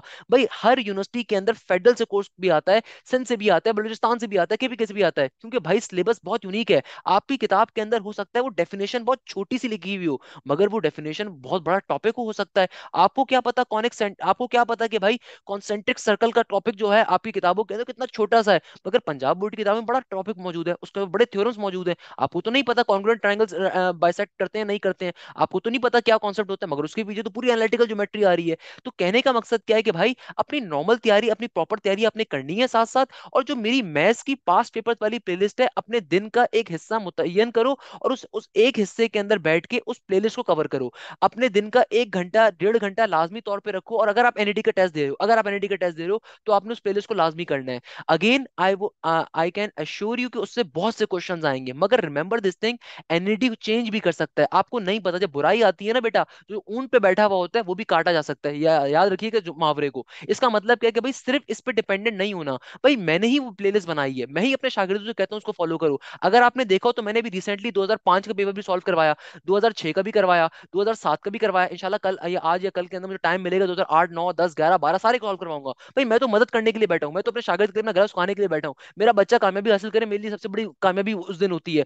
मैं बड़ा खुश होता हूँ जब मेरा बच्चा आके मुझे बताता है सर मैं नस्ट के अंदर एडमिशन हासिल करके आया हूँ, जब फास्ट में आया हूँ, आईबी के अंदर आया हूँ। और जब ये यूनिवर्सिटीज मुझे बुलाती हैं अपने पास, अल्हम्दुलिल्लाह अल्हम्दुलिल्लाह, एनईडी के अंदर बहुत दफा मुझे एज अ गेस्ट स्पीकर बुलाया गया, आईबी के अंदर बुलाया जा चुका है। तो भाई जब ये यूनिवर्सिटीज बुलाती हैं तो मेरे लिए प्राउड मोमेंट होता है वो, as a teacher, as a student, as a professional, that's something I have achieve in my life. वो मेरे लिए सबसे बड़ा प्राउड मोमेंट होता है। तो भाई मुझे तुम्हारे 6,000 रुपये 7,000 रुपये से बेटा मेरा पूरा साल नहीं निकलेगा, सही है ना। मेरे प्राउड मोमेंट क्या है, जब मेरा शागिर्द कहीं पे जा रहा है तो वो मेरी उस दिन मेहनत वसूल हो रही है। तो आई वांट कि आप मेरे पास आओ, कामयाबी हासिल करके, और मुझे बताओगे सर मैं इस यूनिवर्सिटी में पहुंच चुका हूँ। तो भाई सिर्फ इस पे डिपेंडेंट नहीं होना, ये मैं आप ही के लिए बना रहा हूँ, मगर आपने अपनी तैयारी पूरी करनी है। मैं इतनी लंबी तमीज सिर्फ इसलिए बांध रहा हूँ। अच्छा अब देखो सिलेबस में होता क्या है, सेट्स का टॉपिक आपके पास सिलेबस में आता है। सिमिलरली मोस्ट इंपॉर्टेंट टॉपिक, जो बच्चे मुझसे कहते हैं ना सर इंपॉर्टेंट टॉपिक जरा बताएं पहले कि कवर करें, भाई real and complex number is something very important. Similarly हमारे पास देन दूसरे नंबर के ऊपर टॉपिक होता है ना, इसको सेट्स भी कहा जाता है, इसको नंबर सिस्टम भी कहा जाता है, फेडरली किताबों के अंदर बात एक ही है। अच्छा सिमिलरली हमारे पास इक्वेशंस का topic, quadratic equations, equation of roots, determinants के कॉन्सेप्ट बहुत आते हैं पेपर्स के अंदर, सही है ना। अच्छा इसी तरीके से हमारे पास मैट्रिसेस, मैट्रिसेस तो भैया आपके पास एनईडी का बड़ा फेमस है, और इसका एक आध क्वेश्चन तो आप देखोगे पास पेपर्स की वीडियो में, जो नस्ट के अंदर भी बहुत आता है, एनईडी में तो बहुत आता है। पीरियोडिक मैट्रिक्स का कॉन्सेप्ट, सिमेट्रिक मैट्रिक्स का कॉन्सेप्ट, आपके पास एसिमेट्रिक मैट्रिक्स, आपके पास क्या था वो कौन सा मैट्रिक्स था, आइडेंटिटी के basic concepts, multiplication of matrix, equivalence of matrix, बेतहाशा मैट्रिक्स आ रहा होता है। और फिर भाई राजों में सबका राजा, सीक्वेंस एंड सीरीज का राजा। तो भाई सीक्वेंस एंड सीरीज सबसे ज्यादा इंपॉर्टेंट है, और सीक्वेंस सीरीज तो इसलिए भी करना इंपॉर्टेंट है कि फास्ट के अंदर जो आईक्यू का सेक्शन आता है उसमें सीक्वेंस सीरीज सबसे ज्यादा आ रही होती है, पूरी पूरी सीरीज गिवन होती है। सिमिलरली आपके पास देन आता है प्रोबेबिलिटी, कॉम्बिनेशन, परमुटेशन, बहुत से बच्चों का ड्रॉना ख्वाब, मगर सबसे इंपॉर्टेंट टॉपिक है। मुझे मालूम है बहुत से बच्चे फर्स्ट ईयर के अंदर छोड़ के बैठे होते हैं इस टॉपिक को, ए लेवल्स के बच्चे ने भी इतना डिटेल में नहीं पढ़ा होता, और जो हमारा नॉर्मली इंटर का बच्चा होता है वो तो माशाल्लाह से चॉइस पे छोड़ के गया हुआ होता है। बेटा ये टॉपिक अगर तुमने चॉइस पे छोड़ा हुआ है ना, तो खुद समझ जाओगे तो आपके पेपर के अंदर पराठा है। बेटा पेपर में पराठे का मतलब क्या होता है, पेपर फेल है, सही है ना। तो probability, combination, permutation is something really important. देखो जितने बड़ा चैप्टर होगा ना उससे एमसीक्यूज आने के चांसेस उतने ज्यादा होते हैं, क्योंकि जाहिर सी बात है जो भी उसका सॉफ्टवेयर बना हुआ होगा, सॉफ्टवेयर में उस चैप्टर से उतने ज्यादा एमसीक्यूज अवेलेबल होंगे। तो अगर सॉफ्टवेयर रैंडमली आपको उठा के फेंक रहे हैं ना एमसीक्यूज को, तो जाहिर सी बात है जिसके एमसीक्यू ज्यादा है तो उसकी प्रोबेबिलिटी ज्यादा होगी आने की। प्रोबेबिलिटी क्या होती है सब पढ़ाऊंगा भाई, one of my favourite topic, मेरे फर्स्ट ईयर साइड से, ए लेवल पार्ट 1 साइड से सबसे फेवरेट टॉपिक है प्रोबेबिलिटी, कॉम्बिनेशन, परमुटेशन, मुझे बड़ा पसंद है पढ़ाने के अंदर। अच्छा सिमिलरली हमारे पास देन ट्रिगोनोमेट्री। ट्रिगोनोमेट्री के बारे में तो क्या कहा जाए भाई, राजों में राजा है, काना राजा है। ट्रिगोनोमेट्री के बगैर तो दुनिया अधूरी है। ट्रिगोनोमेट्री के बगैर दुनिया क्या है, अधूरी है। ट्रिगोनोमेट्री के बगैर कुछ भी दुनिया के अंदर नहीं एग्जिस्ट कर रहा। सिमिलरली आपके पास बाइनोमियल थ्योरम है, हम इसको बहुत तरीके से पढ़ेंगे, बड़े मजे मजे की शॉर्टकट्स हैं इसके ऊपर। आपको बाइनोमियल थ्योरम मुझे पता है पसंद नहीं होगा, मैं पढ़ाऊंगा इंशाल्लाह पसंद आ जाएगा। तो ये हमारे पास पार्ट 1 साइड से कुछ टॉपिक्स होते हैं। इसके अंदर से बहुत से बच्चे मुझसे एक फरमाइश करते हैं इंपॉर्टेंट तरीन टॉपिक बता दें, तो भाई ये भी इंपॉर्टेंट है, ये भी इंपॉर्टेंट है, ये भी इंपॉर्टेंट है, ये भी इंपॉर्टेंट है, ये भी इंपॉर्टेंट है। मेरे नजदीक तो बाइनोमियल थ्योरम भी इंपॉर्टेंट है, मेरे नजदीक तो सेट्स भी इंपॉर्टेंट है। अच्छा ये मैंने सिर्फ टॉपिक के नाम रखे हैं भाई, इन टॉपिक्स के अंदर इंडिविजुअल कॉन्सेप्ट्स बेतहाशा होते हैं, बेतहाशा।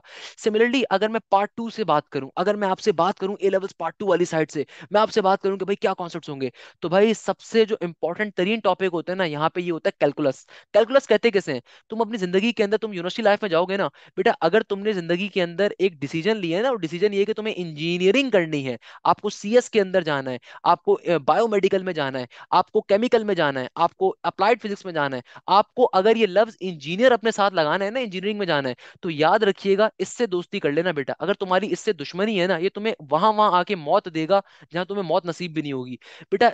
कैलकुलस के अंदर होता क्या है, कैलकुलस के अंदर आपके पास लिमिट्स आता है, कैलकुलस के अंदर आपके पास फंक्शंस आता है, कैलकुलस के अंदर आपके पास डेरिवेटिव आता है, और कैलकुलस के अंदर आपके पास सबका फेवरेट, हमारा फेवरेट, इंटीग्रेशन आता है। तो भाई याद रखिएगा, अगर आपने इंटीग्रेशन को, डेरिवेटिव को तरीके से नहीं पढ़ा हुआ, you can not pass the aptitude exam. आपके पास बहुत दफा, अभी आप रिसेंटली, मैं आज एक वीडियो डालूंगा, मैंने नस के नेट 2 नेट 3 के पेपर अभी कल बैठ के सॉल्व कर रहा था, मेरा पूरा दिन निकल गया था। उसके अंदर आप देखो कि भाई 20-20 क्वेश्चन, 10-10 क्वेश्चन इंटीग्रेशन से आ रहे हैं, 10-10 क्वेश्चन। बहुत दफा देखो, चूंकि कंप्राइज टेस्ट है ना, देखो जो पेपर बेस्ड टेस्ट होता है, फॉर एग्जांपल कराची यूनिवर्सिटी का टेस्ट पेपर बेस्ड टेस्ट है, आईबीए का टेस्ट पेपर बेस्ड टेस्ट है। दुनिया में जो भी पेपर बेस्ड टेस्ट होता है ना, उसके अंदर होता क्या है, उस टेस्ट के अंदर ये होता है कि यार उस टेस्ट को कोई टीचर डिजाइन करता है। जब टीचर आपका पेपर डिजाइन करता है ना, तो वो पेपर के अंदर हर चैप्टर से कुछ एमसीक्यूज लेता है। मगर जब कंप्यूटर को आपने डिजाइनिंग कर दे दी, कंप्यूटर को जब आपने एआई टूल बना के दे दिया कि भाई तुझे सॉफ्टवेयर मैंने बना के दे दिया, तू खुद बैठ के अब क्वेश्चंस को निकाल, तो बेटा वो कंप्यूटर को नहीं पता कौन सा चैप्टर कहां पर है, वो रैंडमली नॉर्मली क्वेश्चन उठाता है। अल्लाह से अनटिल आप बहुत अच्छी कोई कमांड ना दो कंप्यूटर को, कोडिंग आप बहुत अच्छी करके ना दो, अल्लाह से अनटिल क्या करेगा, रैंडमली क्वेश्चन उठाएगा। तो बेटा ऐसा भी हुआ कि मेरे एनईडी के जो स्टूडेंट्स होते हैं ना, अगर आप देखो कि मैंने जितने भी एनईडी के पेपर सॉल्व करवाए हुए, एनईडी के 2018 के बाद कोई पेपर नहीं बाहर निकला, 19 के बाद। और इसी तरीके से आप देखो कि नस के कोई पेपर्स बाहर नहीं निकलते। मैं बाय द वे मैं इस चीज को भी एक्सप्लेन करूंगा, पास पेपर्स बाहर क्यों नहीं आते। अब पास पेपर्स रिक्रिएशन का मतलब क्या होता है, मैं इसको भी एक्सप्लेन करूंगा। मगर अगर आप देखोगे ना, तो जो भी बच्चा पेपर देकर आता है ना, मैं उससे एक डिमांड करता हूँ, मैं उससे कहता हूँ कि बेटा जिस तरह पुराने बच्चों ने तुम्हारी मदद करी थी ना, तुम्हारी जिम्मेदारी कि तुम आने वालों की मदद करो, तो मुझे अपने पेपर में जितने क्वेश्चन आए वो बताओ, ताकि मैं उसमें वीडियो डिजाइन कर सकूं। तो अगर आप देखोगे ना, मेरे पास ऐसे ऐसे बच्चों ने पेपर आके बताया कि सर फास्ट के टेस्ट के अंदर 50 मार्क्स के अंदर से, 50 मार्क्स के पोर्शन में से 20 एमसीक्यूज डायरेक्टली कॉनिक्स से आए हुए थे, 20 एमसीक्यूज कॉनिक्स से आए हुए थे। अब जिस बच्चे ने कॉनिक्स को छोड़ के गया था कि यार ये तो इंपॉर्टेंट नहीं है, छोड़ देता हूं, तो कॉनिक्स अगले दिन सुबह उसको हेलो करने के लिए आ गया। हेलो करने के बाद उसको मेरे ख्याल में उसने उधर ही दफना भी दिया होगा। सिमिलरली मुझे ऐसे ऐसे बच्चों ने बताया कि सर एनईडी के अंदर 25 मार्क्स का पोर्शन है मैथ्स का, और इसके अंदर हमारे पास स्ट्रेट 6 क्वेश्चन इंटीग्रेशन से आ गए, स्ट्रेट 6 क्वेश्चन मैट्रिसेस से आ गए। You can not do any particular thing. क्या करोगे वहां पे बैठ के, लड़ाई करोगे किसी से कि सर हमने तो पढ़ा ही नहीं था, सेट्स का टॉपिक का क्वेश्चन पूछा हुआ है। एक नमूने का मेरे पास मैसेज आया एक दफा कि सर हमारी फर्स्ट ईयर की किताब से सेट्स का टॉपिक निकाल दिया, सेट्स पेपर में आएगा। अरे भाई आपकी किताब से निकाला है, पंजाब बोर्ड में आज भी मौजूद है नंबर सिस्टम, केपी के बोर्ड में आज भी मौजूद है। भाई आपकी यूनिवर्सिटी का जो टेस्ट होता है, वो किसी कल्चरल बेसिस के ऊपर नहीं होता, वो किसी इलाकाई बेसिस के ऊपर नहीं होता, वो पाकिस्तान के तमाम बोर्ड के ऊपर होता है। और अगर आपके इंटर से निकाल भी दिया, तो भाई आपके मैट्रिक के अंदर तो आपने पढ़ा था ना, तो उसके कॉन्सेप्ट बिल्कुल आएंगे। अगर मैं एक सिंपल सी मिसाल दूं कि भाई इंग्लिश तो आप क्लास 1 से पढ़ते हुए आ रहे हो, अब यूनिवर्सिटी के लेवल पे पूछने की जरूरत क्या है, इंग्लिश तो आपको भी आती होगी, मुझे भी आती होगी। अगर आप में से जिस बच्चे ने इंग्लिश बचपन से पढ़ी हुई है, आप आइल्स का एग्जाम जाके दो, 6.5 के बैंड आराम से मार लोगे। क्यों भाई, क्योंकि आपने इंग्लिश तो बचपन से पढ़ते हुए आ रहे हो। इंग्लिश का एग्जाम क्यों हो रहा है, इसलिए हो रहा है ना कि बचपन से पढ़ते हुए आ रहे हो, तो उसका भी टेस्ट होगा। तो भाई कहने का मकसद क्या है कि ये तीन चीजें तो सबसे ज्यादा इंपॉर्टेंट होती हैं। उसके बाद राजों में राजा, सबसे बड़ा राजा कॉनिक सेक्शन। कॉनिक सेक्शन में क्या होता है भाई, सर्कल्स है आपके पास, पैराबोला है आपके पास, हाइपरबोला है आपके पास, एलिप्स है आपके पास। सिमिलरली हमारे पास जो एक और चीज सबसे ज्यादा क्रूशल होती है, यहाँ पे वेक्टर्स भी बड़ा इंपॉर्टेंट होता है आपके पास। इसी तरीके से हमारे पास जो एक बेसिक कॉन्सेप्ट और होता है कि भाई हमारे पास फंक्शंस के कॉन्सेप्ट के ऊपर बेतहाशा क्वेश्चन आ रहे होते हैं। ये आपकी बेसिक आउटलाइन होती है स्ट्रक्चर की। मगर अगेन ये मैंने सिर्फ जस्ट ब्रॉडर नाम लिखे हैं, इसके अंदर बहुत सारे टॉपिक्स हमारे पास होंगे, इसके अंदर बहुत सारी चीजें हमारे पास होंगी। फॉर एग्जाम्पल अगर मैं सेट्स की बात करता हूँ, नंबर सिस्टम की, तो भाई रियल नंबर, कॉम्प्लेक्स नंबर, क्या क्या चीजें होती हैं, सारी चीजें आ सकती है हमारे पास। अगर मैं बात करता हूँ रैशनल नंबर, इरेशनल, बहुत सारी चीजें आ सकती हैं। मैट्रिसेस की बात करता हूँ तो बेताशा, तो मैट्रिसेस की खाली टाइप्स आ जाती है, 16 के करीब तो मैट्रिसेस की दुनिया में खाली टाइप एग्जिस्ट कर रही है। फिर सीक्वेंस सीरीज है। ट्रिगोनोमेट्री की अगर मैं बात करूं, तो भाई ट्रिगोनोमेट्री के अंदर फंडामेंटल ऑफ ट्रिगोनोमेट्री दुनिया में एक अलग कॉन्सेप्ट है, ग्राफ का कॉन्सेप्ट अलग आ रहा है, पीरियड का अलग कॉन्सेप्ट है, डोमेन रेंज का कॉन्सेप्ट अलग आ रहा है। सिमिलरली आपके पास और बेताशा ऐसे छोटे छोटे कॉन्सेप्ट्स आ रहे हैं। अगर मैं डेरिवेटिव की बात करूं, इंटीग्रल, बहुत बड़े बड़े टॉपिक्स हैं। तो भाई ये हमारी कोर्स आउटलाइन और दो चल रही होती है। अगेन देखो, each and every topic has its own worth, has its own specification, has its own important in aptitude exam. आपको नहीं पता कि आपके टेस्ट में क्या आएगा, आप प्रिडिक्ट भी नहीं कर सकते, क्योंकि देखो जब दुनिया में पेपर बेस्ड टेस्ट होता था ना, तो टीचर हर पर्टिकुलर चैप्टर से दो दो एमसीक्यू, एक एक एमसीक्यू ले रहा होता था। अब पेपर बेस्ड टेस्ट नहीं है। नस्ट कराची में जो टेस्ट हो रहा है पेपर बेस्ड होता है, नस्ट कराची के अंदर आप पेपर बेस्ड टेस्ट ले सकते हो, तो वहां पे आपके लिए आसानी होती है। तभी जो पंजाब का बच्चा होता है ना, पता है वो क्या बोलता है, कहता है कराची के अंदर तो नस्ट में 160 नंबर लेना बहुत आसान है। उसकी बात बिल्कुल दुरुस्त है, क्योंकि देखो कराची में जो नस्ट का एग्जाम हो रहा है पेपर बेस्ड हो रहा है, उसके अंदर तो आपके पास हर चैप्टर से गिने चुने क्वेश्चन आ रहे हैं, तो आपको पता है कि भैया आराम से एक अच्छा बच्चा आराम से अच्छा स्कोर कर सकता है। मगर जितने भी कंप्यूटराइज टेस्ट है ना, वहां पे आपका पैटर्न बहुत टफ है, वहां पे आपके पास कहीं से भी क्वेश्चन आ सकता है। है। तो आपने छोड़ना कुछ भी नहीं है, छोड़ना कुछ भी नहीं है। मैं आपको रिकमेंड करूंगा कि भाई आप चाहे इंग्लिश की तैयारी कर रहे हो, चाहे आप फिजिक्स की तैयारी करो, चाहे आप केमिस्ट्री की तैयारी करो, चाहे आप इंग्लिश की, चाहे आप मैथ्स की तैयारी करो, चाहे आप कंप्यूटर की तैयारी करो, मेरा बेटा आप लोगों को एक ड्राइव मैं शेयर करूंगा, मैं कमेंट सेक्शन में भी डाल दूंगा एक ड्राइव। उस ड्राइव का नाम है स्टडी मटेरियल ड्राइव। उसके अंदर एनईडी पास्ट पेपर्स का एक सेक्शन मौजूद है। मैंने वो सारे पास्ट पेपर्स खुद जमा किए हैं। मैं खुद चाहता हूं कि आप उस पास्ट पेपर से तैयारी करो। आपने उन पास्ट पेपर से लाजमी तौर पे इंग्लिश के जितने सोनियम एंटोनियम्स एनईडी के पास्ट पेपर्स में आए अपनी तैयारी करनी है। By the way I am also an IB dropper, so I can guide you about NED English as well, क्योंकि एनईडी इंग्लिश बहुत हलवा होती है। At least it was halwa for me at least, क्योंकि भाई एनईडी की इंग्लिश के अंदर बहुत बेसिक होती है। आईबी की एक लम्स की इंग्लिश का लेवल डिफरेंट होता है। एनईडी की इंग्लिश बहुत मुझे तो बड़ी आसान लगती थी। बेसिक कॉम्प्रिहेंशन आते हैं, आपके पास कुछ सिनोनिम्स के क्वेश्चन आ जाएंगे, कुछ एंटोनिम्स के क्वेश्चन आ जाएंगे, आपके पास सिंपल तरीके से एक दो क्वेश्चन वोकैब्स के आ जाएंगे, बाकी ग्रामेटिकल एरर्स के क्वेश्चन आ जाएंगे। तो 25 नंबर का पोर्शन इंग्लिश का ऐसे आ रहा होता है, और मेजॉरिटी बच्चा इंग्लिश में मार्क्स लूज करता है। बेटा मेरे मेरे पोर्शन के अंदर मैथ्स के अंदर अल्हम्दुलिल्लाह 25 मार्क्स तकरीबन हर बच्चे के होते हैं। 25 पोर्शन नंबर में अपने हर शागिर्द को मैथ्स के मार्क्स दिलवा के लेता हूँ मैं, याद रखिएगा। मेरे से बच्चे जो पढ़ रहा होता है ना, उसके मैथ्स की मार्क्स कहीं नहीं गए, इतनी गारंटी मैं दे देता हूँ। मगर बच्चा मार्क्स कहाँ लूज करता है? केमिस्ट्री में, कंप्यूटर के अंदर, या फिर इंग्लिश के अंदर। तो इनको इनको पास करने की स्ट्रेटेजी क्या है कि देखो, इनको पास करने की स्ट्रेटेजी है कि जो भी मैंने पास पेपर्स डाले हुए हैं ना, याद रखो, आप कोई भी चैप्टर पढ़ रहे हो, कोई भी टॉपिक पढ़ रहे हो, पास पेपर्स को लाजमी साथ साथ देखो। इंग्लिश के अंदर स्पेसिफिकली स्नोनियम एंटोनियम्स मैंने सारे पास पेपर्स के डाले हुए हैं। पास पेपर्स जो एनईडी पास पेपर्स हैं, जो नस्ट के पास पेपर्स हैं, फास्ट के पास पेपर्स हैं, उनको फॉलो अप करो। फॉर एग्जाम्पल अगर आप नस्ट की तैयारी कर रहे हो, नस्ट की तैयारी करो, तो 90% बच्चा, मैं नंबर देख रहा हूँ, एक बच्चे का कल मुझे रिपोर्ट करा, उसने शेयर करा, उसके 139 नंबर थे, और उसके मैथ्स में 65 थे या 60 नंबर थे। इंग्लिश में 4 नंबर थे उसके, पता नहीं फिजिक्स के अंदर मेरे ख्याल में 39 या 36 थे, और इसी तरीके से उसके कंप्यूटर के अंदर भी कम थे, कंप्यूटर में भी कम थे। तो भाई मेजॉरिटी बच्चा कहाँ मार्क्स लूज कर रहा है? इंग्लिश के ऊपर। कहाँ लूज कर रहा है? इन सब्जेक्ट्स के ऊपर जो टेक्निकली ज्यादा स्ट्रॉन्ग आ जाते हैं कभी कभार, या इतने ज्यादा वो आपके पास क्या होते हैं, उसके अंदर बहुत लॉजिकल चीज आ रही होती है, तो वहां पे बच्चा कहीं ना कहीं चीजों को लूज अप कर देता है। तो भाई पास्ट पेपर्स को हमेशा फॉलो अप किया करो। जैसे लेट सपोज नस के नेट 4 में अगर अप्लाई कर रहे हो, तो कोशिश करो कि भाई नेट 3 के जो पेपर्स अभी हुए उनको कवर अप करो। यार किसी वजह से मैंने अपने 1.5 घंटे की वीडियो बना के डाली है, आपको क्या लगता है कि अगर एज अ टीचर मैं 1 घंटे की कोई वीडियो बनाता हूँ या आपके लिए करता हूँ, भाई उसके पीछे मेरी 2 दिन की मेहनत होती है, उसके पहले लेक्चर नोट्स बनाए जाते हैं, उसके लिए पहले पेपर्स को कलेक्ट किया जाता है। इसी तरीके से अगर मैं फास्ट की बात करूँ, फास्ट के पेपर्स को लाजमी तौर पर देखो। मगर मैं सिर्फ ये कभी रिकमेंड नहीं करूंगा आप सिर्फ पेपर्स को सॉल्व करो, सिर्फ पेपर्स नहीं करने। आपने अपनी तैयारी पूरी साथ साथ करते जानी है, मगर पेपर्स को साथ साथ अपने दिन का एक हिस्सा रखो और उसको कवर अप करो। जैसे अभी आपके पास जो बच्चे एनईडी में अप्लाई कर रहे हैं और नस्ट के नेट 4 में अप्लाई कर रहे हैं या फास्ट में अप्लाई कर रहे हैं, तो आपके पास सबसे करीब तरीन जो टेस्ट की डेट है वो एनईडी की है। तो अभी सबसे पहले एनईडी के पेपर को कवर अप करो। मैंने एनईडी के सारे मैथ्स के पेपर सॉल्व करवाए, मैं each and every paper I have solve. बेटा वो मैंने जितने कंप्यूटराइज, जितने एनईडी के सॉफ्टवेयर के अंदर क्वेश्चंस थे ना, जितने एनईडी के सॉफ्टवेयर में क्वेश्चंस थे, मैंने सारे निकाले हुए हैं, मैंने सारे सॉल्व करवाए हुए हैं। अब आप सोचोगे सर आपने कैसे सॉल्व करवाए? अच्छा, बहुत सारे बच्चे एक फरमाइश करते हैं, पता है क्या करते हैं? बहुत सारे बच्चे मेरे पास आते हैं, जब वो स्टडी मटेरियल ड्राइव देखेंगे ना, जब वो नस्ट की देखेंगे, एनईडी की देखेंगे, फास्ट की देखेंगे, वो बोलते हैं सर ये तो टाइप किए हुए एमसीक्यूज ही नहीं है, सर ये एमसीक्यूज तो टाइप किए हुए नहीं है, सर ये तो किसी बच्चे ने एमसीक्यूज आपको लिख के शेयर करे हैं। तो बेटा मैं आपको उसके पीछे रीजन बता देता हूँ कि किसी भी यूनिवर्सिटी के जो है ना जो पेपर होते हैं, वो अब पाकिस्तान के अंदर किसी भी यूनिवर्सिटी के पेपर, यूनिवर्सिटी का जब टेस्ट हो जाता है उसके बाद बाहर नहीं निकलते। ये गवर्नमेंट की पॉलिसी है। एक मशीन होती है, उस मशीन का नाम होता है श्रेडिंग मशीन। श्रेडिंग मशीन का मतलब क्या होता है? जो पेपर बेस्ड टेस्ट होते हैं ना, जब वो पेपर चेक हो जाते हैं ना, उसको मशीन में रख के जला दिया जाता है, यानी कि वो पेपर बाहर ही निकला जाता। सिमिलरली आपको नस्ट के अंदर या फास्ट के अंदर या एनईडी के अंदर जो रफ पेपर मिलता है ना, जो रफ पेपर भी आपको मिलता है, आपसे वो रफ पेपर भी छीन लिया जाएगा जब आप एग्जामिनेशन हॉल से बाहर निकलोगे। आप तमाम लोगों को रफ पेपर मिलेगा, मगर वो रफ पेपर भी आप लोगों से छीन लिया जाएगा। क्यों? क्योंकि कोई भी यूनिवर्सिटी अब नहीं चाहती कि उसका कंपटीशन बाहर निकले। कोई भी यूनिवर्सिटी नहीं चाहती। मैं आपको बड़े मजे की अगर बात बताऊं, नस्ट हो, फास्ट हो, एनईडी हो, आईबी हो, कोई यूनिवर्सिटी भी हो, उनका पेपर ही बाहर नहीं आता। तो सर वो पेपर फिर आप सॉल्व कैसे करवाते हैं? सर आपने फिर 2023 का 24 का पेपर कैसे सॉल्व करवाया?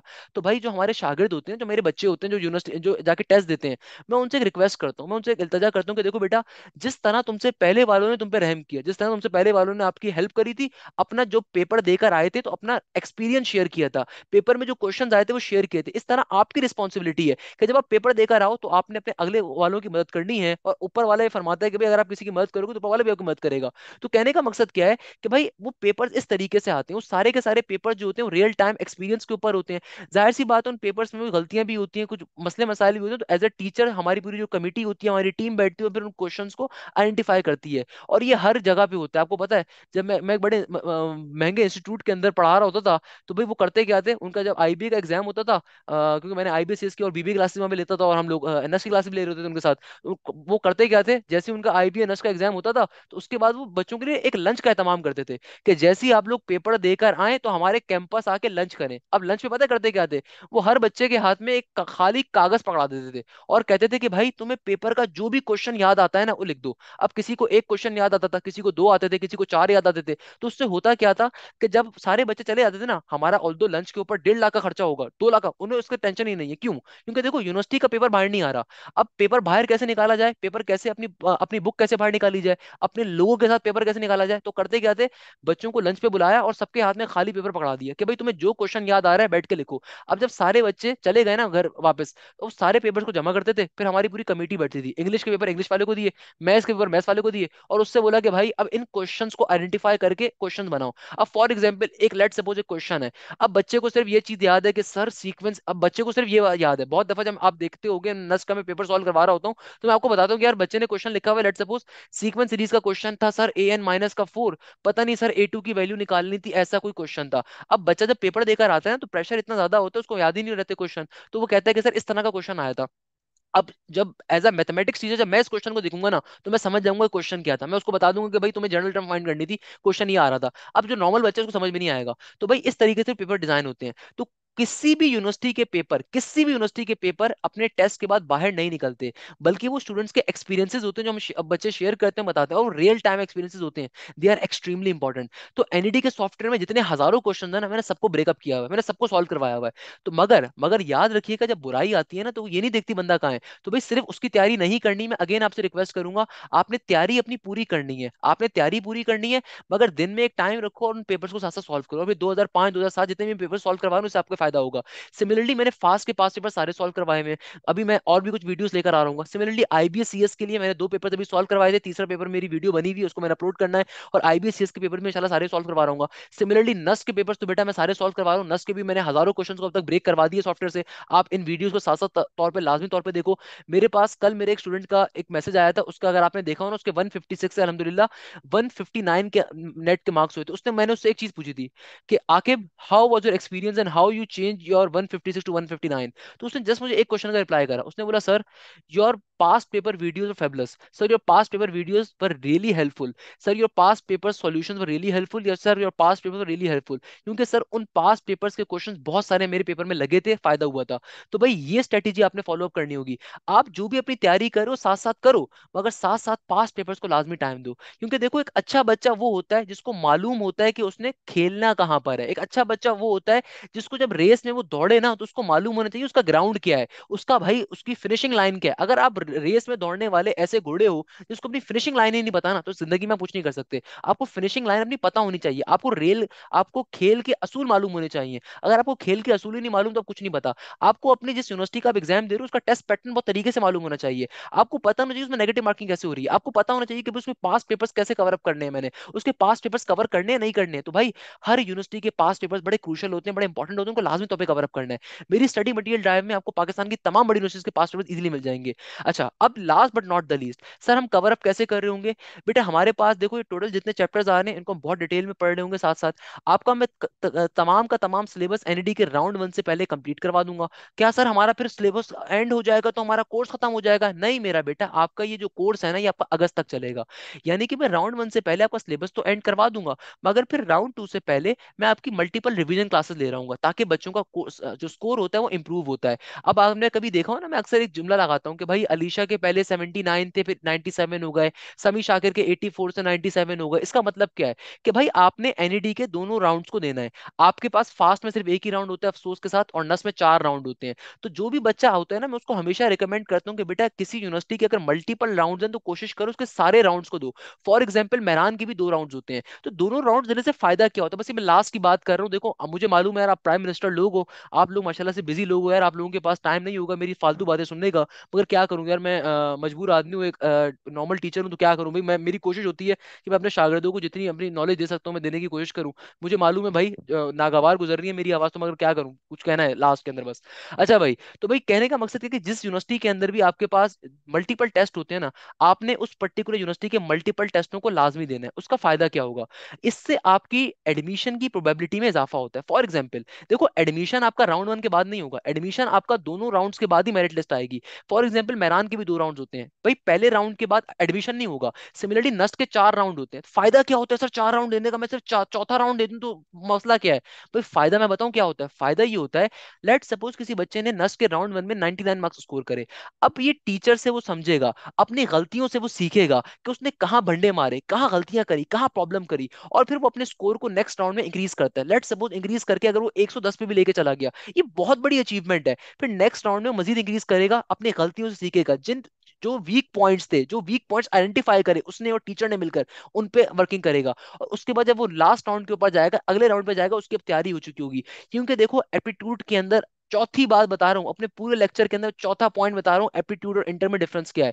चौथे नंबर के ऊपर याद रखिएगा, जो सबसे इंपॉर्टेंट फैक्टर होता है ना, वो होता है प्रेशर का। ये प्रेशर जो है ना मेरा बेटा, ये एक ऐसी चीज है जो आपके एप्टीट्यूड के पूरे पेपर को वाड़ के रख देती है। वाड़ने का मतलब जानते हो ना क्या होता है, खराब हो जाना। वाड़ना इज नॉट अ बुरा वर्ड, वाड़ना इज बेसिकली डिक्शनरी का वर्ड है, अब तो डिक्शनरी में भी आ गया। वाड़ना इज समथिंग कि भाई खराब हो जाना। प्रेशर एक ऐसी चीज होती है जो आपके एप्टीट्यूड के टेस्ट को पूरा खराब कर देती है। उसके पीछे रीजन क्या है, मैं आपको रीजन बताता हूँ। फॉर एग्जाम्पल यार, मेरी बचपन से ख्वाहिश थी, मुझे आईबीए जाना था। I always wanted to end up in IBA, and it was my dream university. और जब मैं आईबीए पहुंचता हूँ, मेरा आईबीए का आज टेस्ट का डे है, मैं आईबीए पहुंचता हूँ, मैं वो बिल्डिंग देखता हूँ, मैं वो खूबसूरती देखता हूँ, मैं वो माहौल देखता हूँ, मैं वो कल्चर देखता हूँ, I am in a shock. मैं वो कल्चर चेंज देखता हूँ, मैं एक शॉक के अंदर हूँ।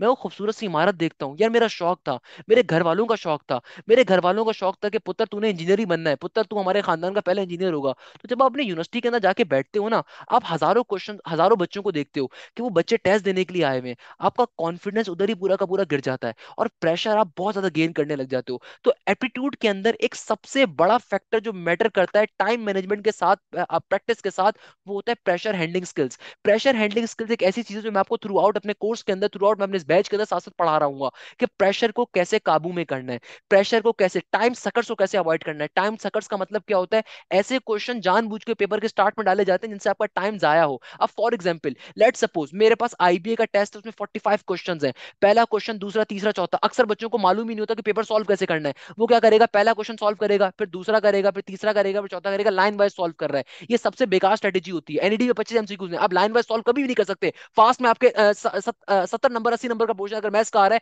आप लाइन वाइज कभी सॉल्व ही नहीं कर सकते एमसीक्यूज को। नस्ट में आप लाइन वाइज नहीं सॉल्व कर सकते। भाई एप्टीट्यूड के पेपर को सॉल्व करने की स्ट्रेटेजी होती है। स्ट्रेटेजी क्या होती है, you always go with the easiest part, you always go with the easiest MCQs. आप हमेशा पहले इजीएस्ट एमसीक्यूज को देखते हो, आप हमेशा ऐसे एमसीक्यूज के ऊपर जाते हो जिसपे आपका टाइम जाया ना हो। क्योंकि टाइम सकर्स जो होते हैं ना, टाइम सकर्स क्या होते हैं, ऐसे एमसीक्यूज जो कि डिफिकल्ट होंगे, जो कि मुश्किल होंगे, जिसके ऊपर बैठ के बच्चा सोचने में टाइम निकालेगा। आपके 10 से 15 दिन अगर 15 मिनट अगर किसी टाइम सकर पे जाया हो गए ना, तो इसका मतलब you are now gone, you are now gone. आप खत्म हो गए बेटा वहीं पे, आपका पेपर बढ़ गया पूरा का पूरा। आप क्यों बढ़ गया मैं समझ बताता हूँ। अब देखो लेट सपोज आप तीसरे एमसीक्यूज पे बैठे हो, तीसरे एमसीक्यूज पे बैठे हो, टोटल आपके पास 120 मिनट है पेपर सॉल्व करने के। एनईडी का टेस्ट ले लो, फास्ट का ले लो, कोई भी ले लो, आपके पास 120 मिनट है। अब आपने देखा कि यार 20 मिनट हो गए और अभी तक सिर्फ तीन एमसीक्यू सॉल्व करें। यार 120 एमसीक्यूज करने थे, 3 मिनट, तीन एमसीक्यूज अभी तक करें, और तीसरे पे फंसा हूं और ये भी नहीं पता सही कर रहा हूं गलत कर रहा हूं। अब क्या होगा, मेरा प्रेशर इंक्रीज हो जाएगा। जब प्रेशर इंक्रीज हो जाएगा ना, तो बेटा पूरा पेपर मेरा खराब हो गया। अब मैं हर क्वेश्चन जो अगला करूंगा ना, वो पिछले वाले ज्यादा खराब कर रहा हूँ। हर अगला क्वेश्चन मैं काट रहा हूँ, हर अगले क्वेश्चन में भंडे मार रहा हूँ।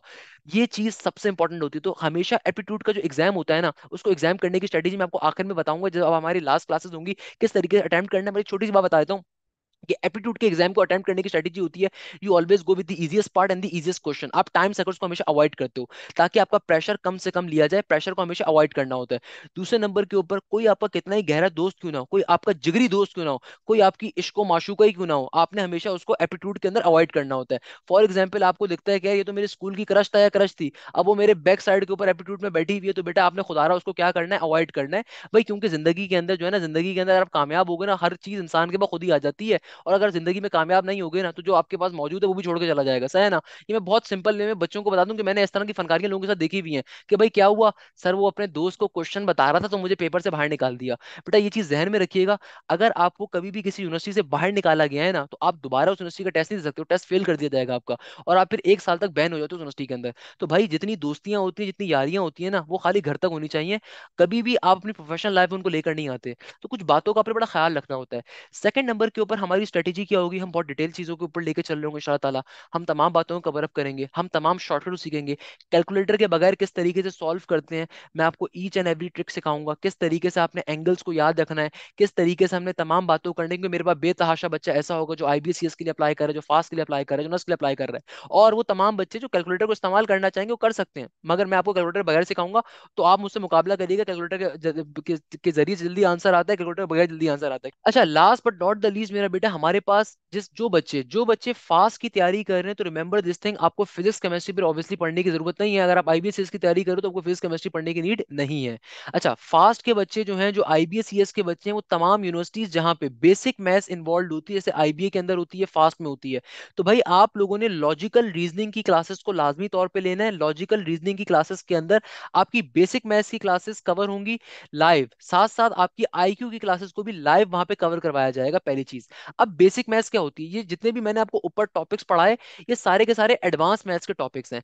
अब देखो, जो बेसिक मैथ्स होती है ना, याद रखिएगा, आपके पास जो बेसिक मैथ्स होती है, उस बेसिक मैथ्स के अंदर 60% पोर्शन आपका एडवांस मैथ्स ऑलरेडी इंक्लूड कर लेता है। फॉर एग्जांपल मैट्रिसेस हो गया, फॉर एग्जांपल सीक्वेंस सीरीज हो गया, इसके अंदर अलजेब्रा होती है बेतहाशा डिफरेंट कॉन्सेप्ट्स के अंदर, फॉर एग्जांपल मैट्रिसेस हो गया, फॉर एग्जांपल हम लोग कभी भी क्वेश्चंस को सॉल्व करते हैं अपने पास ट्रिगोनोमेट्री के लॉजिक्स के ऊपर, या पर्टिकुलरली अपने पास बेसिक ग्राफ्स के ऊपर, वो सारी बेसिक मैथ्स आपकी 60% बेसिक मैथ्स आपकी ऑलरेडी एडवांस मैथ्स में कवर हो रही होती है।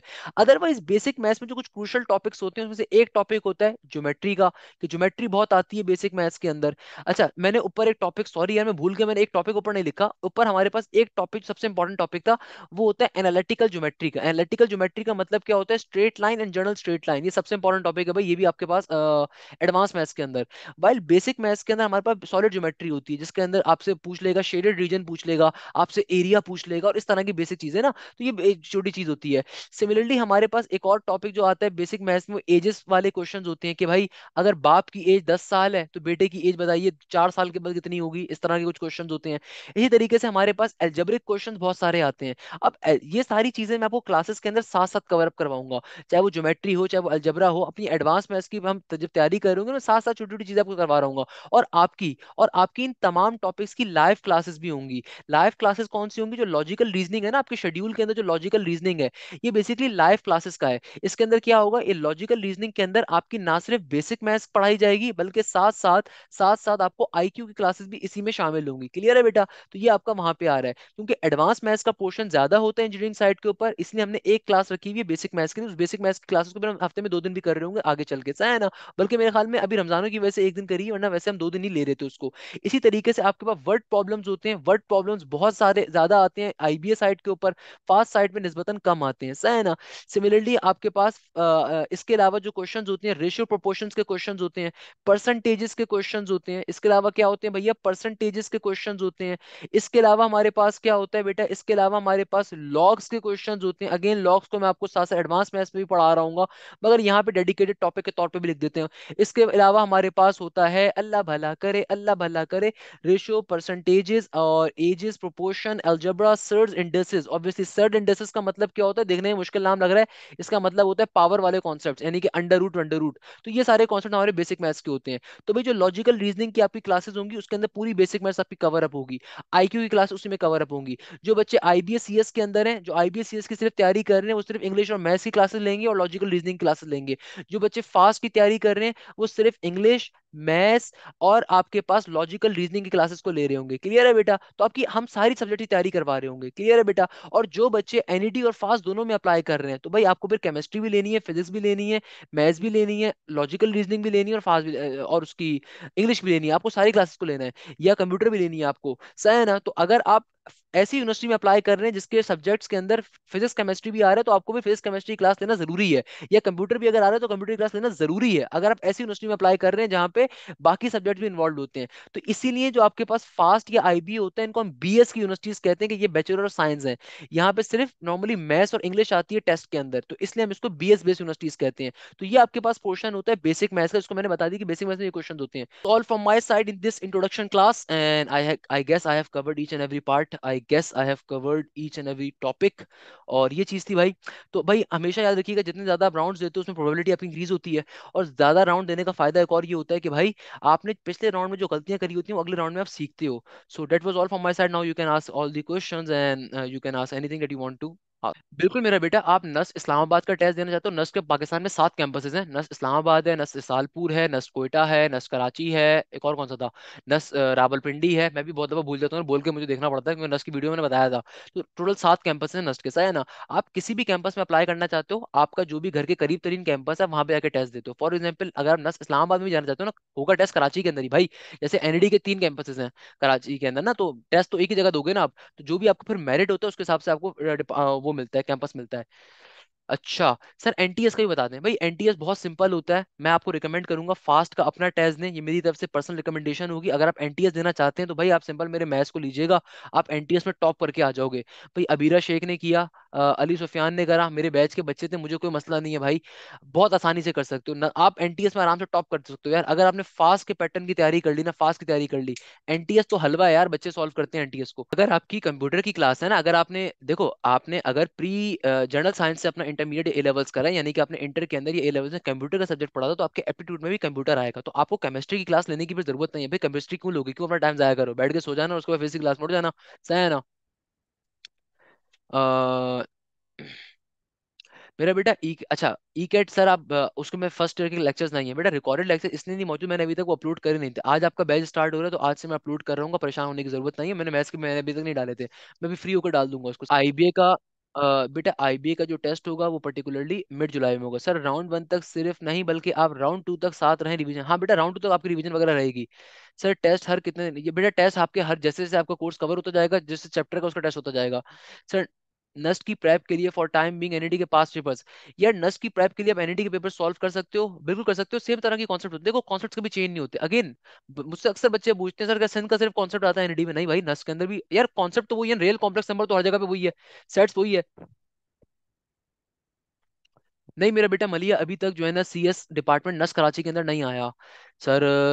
Sir it is hard for me to cope up with both. यार आपने जितनी भी तैयारी करनी थी अब तक सेकेंडरी कर ली, कुछ ना कुछ तो मेरा बेटा अब तैयारी आपकी हो चुकी है ना। अब आपने क्या करना है, अब आपने गो थ्रू उसको करना है, गो थ्रू करो चीजों को, प्रैक्टिस करते रहो बस साथ साथ। अच्छा सर, मैं फेडरल का स्टूडेंट हूँ, फेडरल की सीट्स कम होती है मेरा बेटा, फेडरल के ऊपर सीट्स कम होती है, मेरा कंपटीशन अच्छा होता है। फेडरल के बच्चे के कॉन्सेप्ट अच्छी होते हैं, मैं जानता हूँ बेटा, मेरे बड़े फेवरेट स्टूडेंट रहते हैं फेडरल के। I really love federal guys and I really love A levels guy. उसके पीछे रीजन है, I know they are they have some sort of logic, this have some sort of logic. तो भाई आप लोगों को इतनी परेशानी नहीं होती, आप लोग अच्छे तरीके से पढ़ो, आपको तो 88-89% आराम से मिलती है, मुफ्ते के अंदर मिलती है फेडरल साइड के ऊपर। अबे उर्दू के पेपर में 100 नंबर मिल रहे होते हैं भाई, अलमिया देखो, उर्दू के पेपर में 100 नंबर मिलते हैं पंजाब बोर्ड के अंदर, फेडरल बोर्ड के अंदर। तो भाई आप लोगों की तो, मेरी अपनी कजन ने आर्मी चीफ से माशाल्लाह से वो लिया था।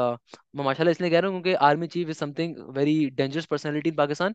मेरी अपनी कजन ने, मेरी चाचू की बेटी ने, उसने वो लिया था आर्मी चीफ से, पोजीशन ली थी उसकी पूरे पाकिस्तान के आर्मी पब्लिक स्कूल्स के अंदर, टॉप पोजीशन थी उसकी। सो फेडरल फेडरल पढ़ाया जाता है ना एपीएस के अंदर। सो या, तो भाई इतना मुश्किल नहीं होता फेडरल के बच्चे के लिए। फेडरल का बच्चा तो बड़ा अच्छा बच्चा होता है, उसकी परसेंटेज भी अच्छी होती है फेडरल के साइड के ऊपर, तो 80 बिलो परसेंटेज खराब बच्चे की होती है, मतलब नॉर्मली यूजुअली अगर मैं बताऊँ ना, क्योंकि अच्छी परसेंटेज नॉर्मली मिल रही होती है फेडरल वालों को तो। यार कॉन्सेप्ट्स के लिए ई कैट एप्लीकेबल है, कॉन्सेप्ट्स का अपना टेस्ट देना होगा बेटा, दोनों चीज हो सकती है। कॉन्सेप्ट्स के लिए जो है ना ई कैट कॉन्सेप्ट्स को एक्सेप्ट कर रहा होता है, मैं आपको बता भी देता हूँ। कॉन्सेप्ट्स कॉन्सेप्ट जो है ना ई कैट को नहीं एक्सेप्ट कर रहा था मेरा ख्याल है, मुझे एक सेकंड दो, मैं इसको कंफर्म भी करवा दूंगा। अच्छा यूनिवर्सिटीज एक्सेप्ट कॉमसेट, हाँ कॉमसेट, कॉमसेट लाहौर एक्सेप्ट करता है, बिल्कुल करता है, करता है लाहौर करता है, और साहिवाल भी करता है, कॉमसेट करता है, यू आर राइट, कॉमसेट करता है, बिल्कुल करता है कॉमसेट एक्सेप्ट आपके उसको। अच्छा बाकी लोग क्वेश्चंस क्या पूछ रहे हो भाई? यार मैं आ रहा हूँ क्वेश्चंस को भाई, बहुत सारे बच्चे क्वेश्चंस पूछ रहे हो, तो मुझे थोड़ा सा टाइम दो, मैं देख रहा हूँ सारे सबके देखूंगा यार, सबके क्वेश्चन देखूंगा। मैं कहीं नहीं जा रहा भाई, मैं इधर ही खड़ा हूँ, मैं इधर ही हूँ। सर मेरी इंटर में से यार ये बेटा ये वाले जो परसेंटेज वाले क्वेश्चन है ना, मेरे पास मत लाया करो भाई, मैंने इसके ऊपर ऑलरेडी डिटेल में वीडियो बनाई हुई है। भाई अगर आपकी 75 प्लस परसेंटेज है ना, आपको सीएस मिल सकती है एनईडी के अंदर, आपने बस टेस्ट में अच्छा स्कोर करना है, आप टेस्ट में जान मारोगे हो जाएगा। बेटा ये मैथ्स की क्लास जो मैंने क्लास ली, इंट्रोडक्शन क्लास, जो बेटा इतना गला सुखाया मैंने, और उसके बाद तुम समझते हो मैं क्लास लूँ उसमें है? सर फास्ट में अगर एडिशनल मैथ्स की बेसिस के ऊपर अप्लाई करें और रिजल्ट नहीं आया अभी एडिशनल मैथ्स का, हाँ बेटा बिल्कुल अप्लाई कर सकते हो, आपका एफएससी मेडिकल रिजल्ट काउंट होगा उस्मान तारिक। एनईडी में भी यही काम होगा कि अगर आपने एडिशनल मैथ्स के पेपर में अप्लाई कर रहे हो और एडिशनल मैथ्स का एग्जाम तो नवंबर में आएगा, तो आपको प्री मेडिकल की बेसिस पर एडमिशन मिल जाएगा और बाद में जब रिजल्ट आएगा वो एक्सेप्ट हो जाएगा। सर ई कैट के पास पेपर्स के क्वेश्चन होंगे, बिल्कुल मेरा बेटा हंसला, मैंने यूट्यूब पे सॉल्व भी करवाए हुए हैं और हम अपने लेक्चर्स के अंदर कवर भी करेंगे। सर एनटीएस का सिलेबस, बेटा एनटीएस का सिलेबस सेम फास्ट वाला सिलेबस होता है, बेसिक मैथ्स भी, एडवांस मैथ्स भी, क्वांटिटेटिव और एनालिटिकल मैथ्स को आप कह रहे होते हैं वो सेम चीज होती है। अ, मेरा बेटा फास्ट, यार मैं आपको जो तैयारी करवाऊंगा ना, आपको नस्ट लेवल के ऊपर तैयारी करवाऊंगा, ईकट लेवल तैयारी करवाऊंगा, उस तैयारी के ऊपर आप एनईडी भी दे सकते हो, क्योंकि एनईडी का सिलेबस भी अब चेंज होगा, एनईडी का सिलेबस के अंदर अब तो किताबें चेंज होंगी ना, किताबें डिफिकल्ट आ गई हैं।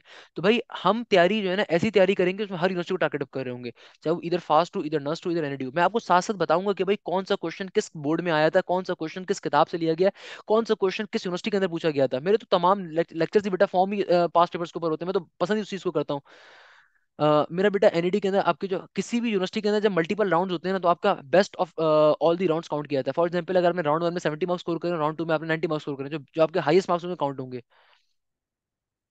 मेरा बेटा पास्ट पेपर्स के लिए अगर आप देखना चाहते हैं तो आप रहीला मेरा बेटा पास्ट पेपर्स के लिए जो मैंने आपसे कहा, आप प्लेलिस्ट को आप जो देखेंगे ना, प्लेलिस्ट के अंदर तो ऑब्वियसली मैंने डेडिकेटेड पेपर्स को सॉल्व करवाया हुआ है।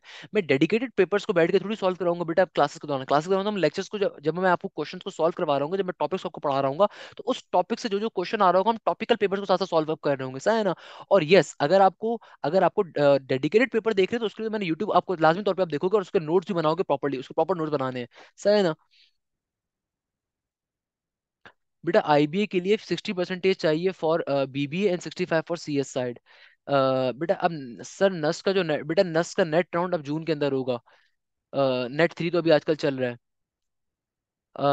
सर केयू एंड यूबीआईटी टेस्ट यार, हाँ केयू और यूबीआईटी के दिसंबर के अंदर होगा और सेकेंड ईयर बेस्ड होता है। और बोलो यार यार नेट का टेस्ट पैटर्न आपको गाइड कर देता हूँ बिल्कुल यार, नेट का टेस्ट पैटर्न हमारे पास ये होता है भैया, नेट का जो टेस्ट पैटर्न होता है हमारे पास इस तरीके का होता है। इसको देख लो आप, यहाँ पे आपके पास नस का नेट का टेस्ट पैटर्न आ जाएगा, कहाँ गया, ये हमारे पास आ रहा है, ये रहा। कि भाई आपके पास दो तरह के नस्टों के एग्जाम्स होते हैं, या तो आपके पास नेट आई होगा इंजीनियरिंग का, या नेट सीएस होता है हमारे पास, है ना? इसके अंदर हमारे पास डिफरेंट कैटेगरीज बनी हुई हैं, आप उसको देख सकते हो कि भाई हमारे पास सिंपल तरीके से 20% पोर्शन इंग्लिश का होता है, 20% एनालिटिकल मैथ्स है, यानी कि आपके पास बेसिक स्ट्रक्चर और एडवांस स्ट्रक्चर का मिक्सचर है, क्वांटिटेटिव के अंदर टोटली बेसिक स्ट्रक्चर आ रहा होता है। सब्जेक्टिव एमसीक्यूज का मतलब ये है कि फिजिक्स के, केमिस्ट्री के, या कंप्यूटर के, उसके एमसीक्यूज आ रहे होंगे, टोटल 90 नंबर का पोर्शन आपके पास होगा।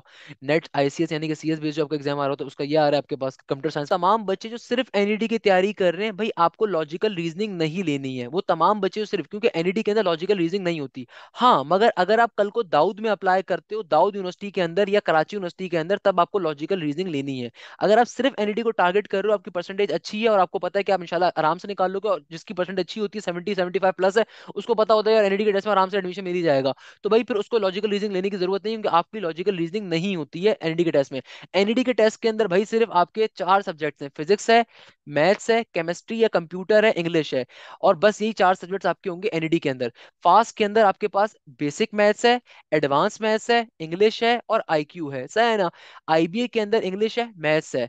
नस्ट के अंदर आपके पास इंग्लिश भी है, नस्ट के अंदर आपके पास इंग्लिश भी है, मैथ्स भी है, फिजिक्स भी है, केमिस्ट्री भी है, सही, इंग्लिश भी है, मैथ्स भी है, फिजिक्स भी है, केमिस्ट्री है, कंप्यूटर है और आगे आईक्यू भी है, सही है ना? जीआईकेआई के अंदर भी चारों पोर्शन है। मेरान के अंदर भी आपके पास एनईडी की तरह चारों पोर्शन है, फिजिक्स भी है, केमिस्ट्री भी है, मैथ्स। क्वेश्चन पूछा मुझसे कि सर मैं अगर मैं ए लेवल्स के अंदर हूँ और मुझे क्या, मैं नस्ट जीआईकेआई और फास्ट को टारगेट कर रहा हूँ या कर रही हूँ कि मुझे केमिस्ट्री क्लास लेनी चाहिए, तो भाई देखो आपने ए लेवल्स के अंदर अगर केमिस्ट्री पढ़ी थी तो जाहिर सी बात है आपके नस्ट के अंदर और जीआईकेआई के अंदर केमिस्ट्री का पोर्शन आएगा। फास्ट में केमिस्ट्री और फिजिक्स नहीं आती है, फास्ट में सिर्फ मैथ्स और इंग्लिश होती है, तो भाई आपको केमिस्ट्री क्लास बिल्कुल लेनी है, बिल्कुल लाजमी तौर पे लेनी है फिर। मेरा बेटा बिल्कुल आपको स्टडी मटेरियल सारी चीजें मिल जाएंगी, उसमें सारी चीजें अवेलेबल होंगी, सही है ना? मेरा बेटा आपको टॉपिक वाइज एमसीक्यू हम सारे प्रोवाइड कर रहे होंगे, परेशान होने की जरूरत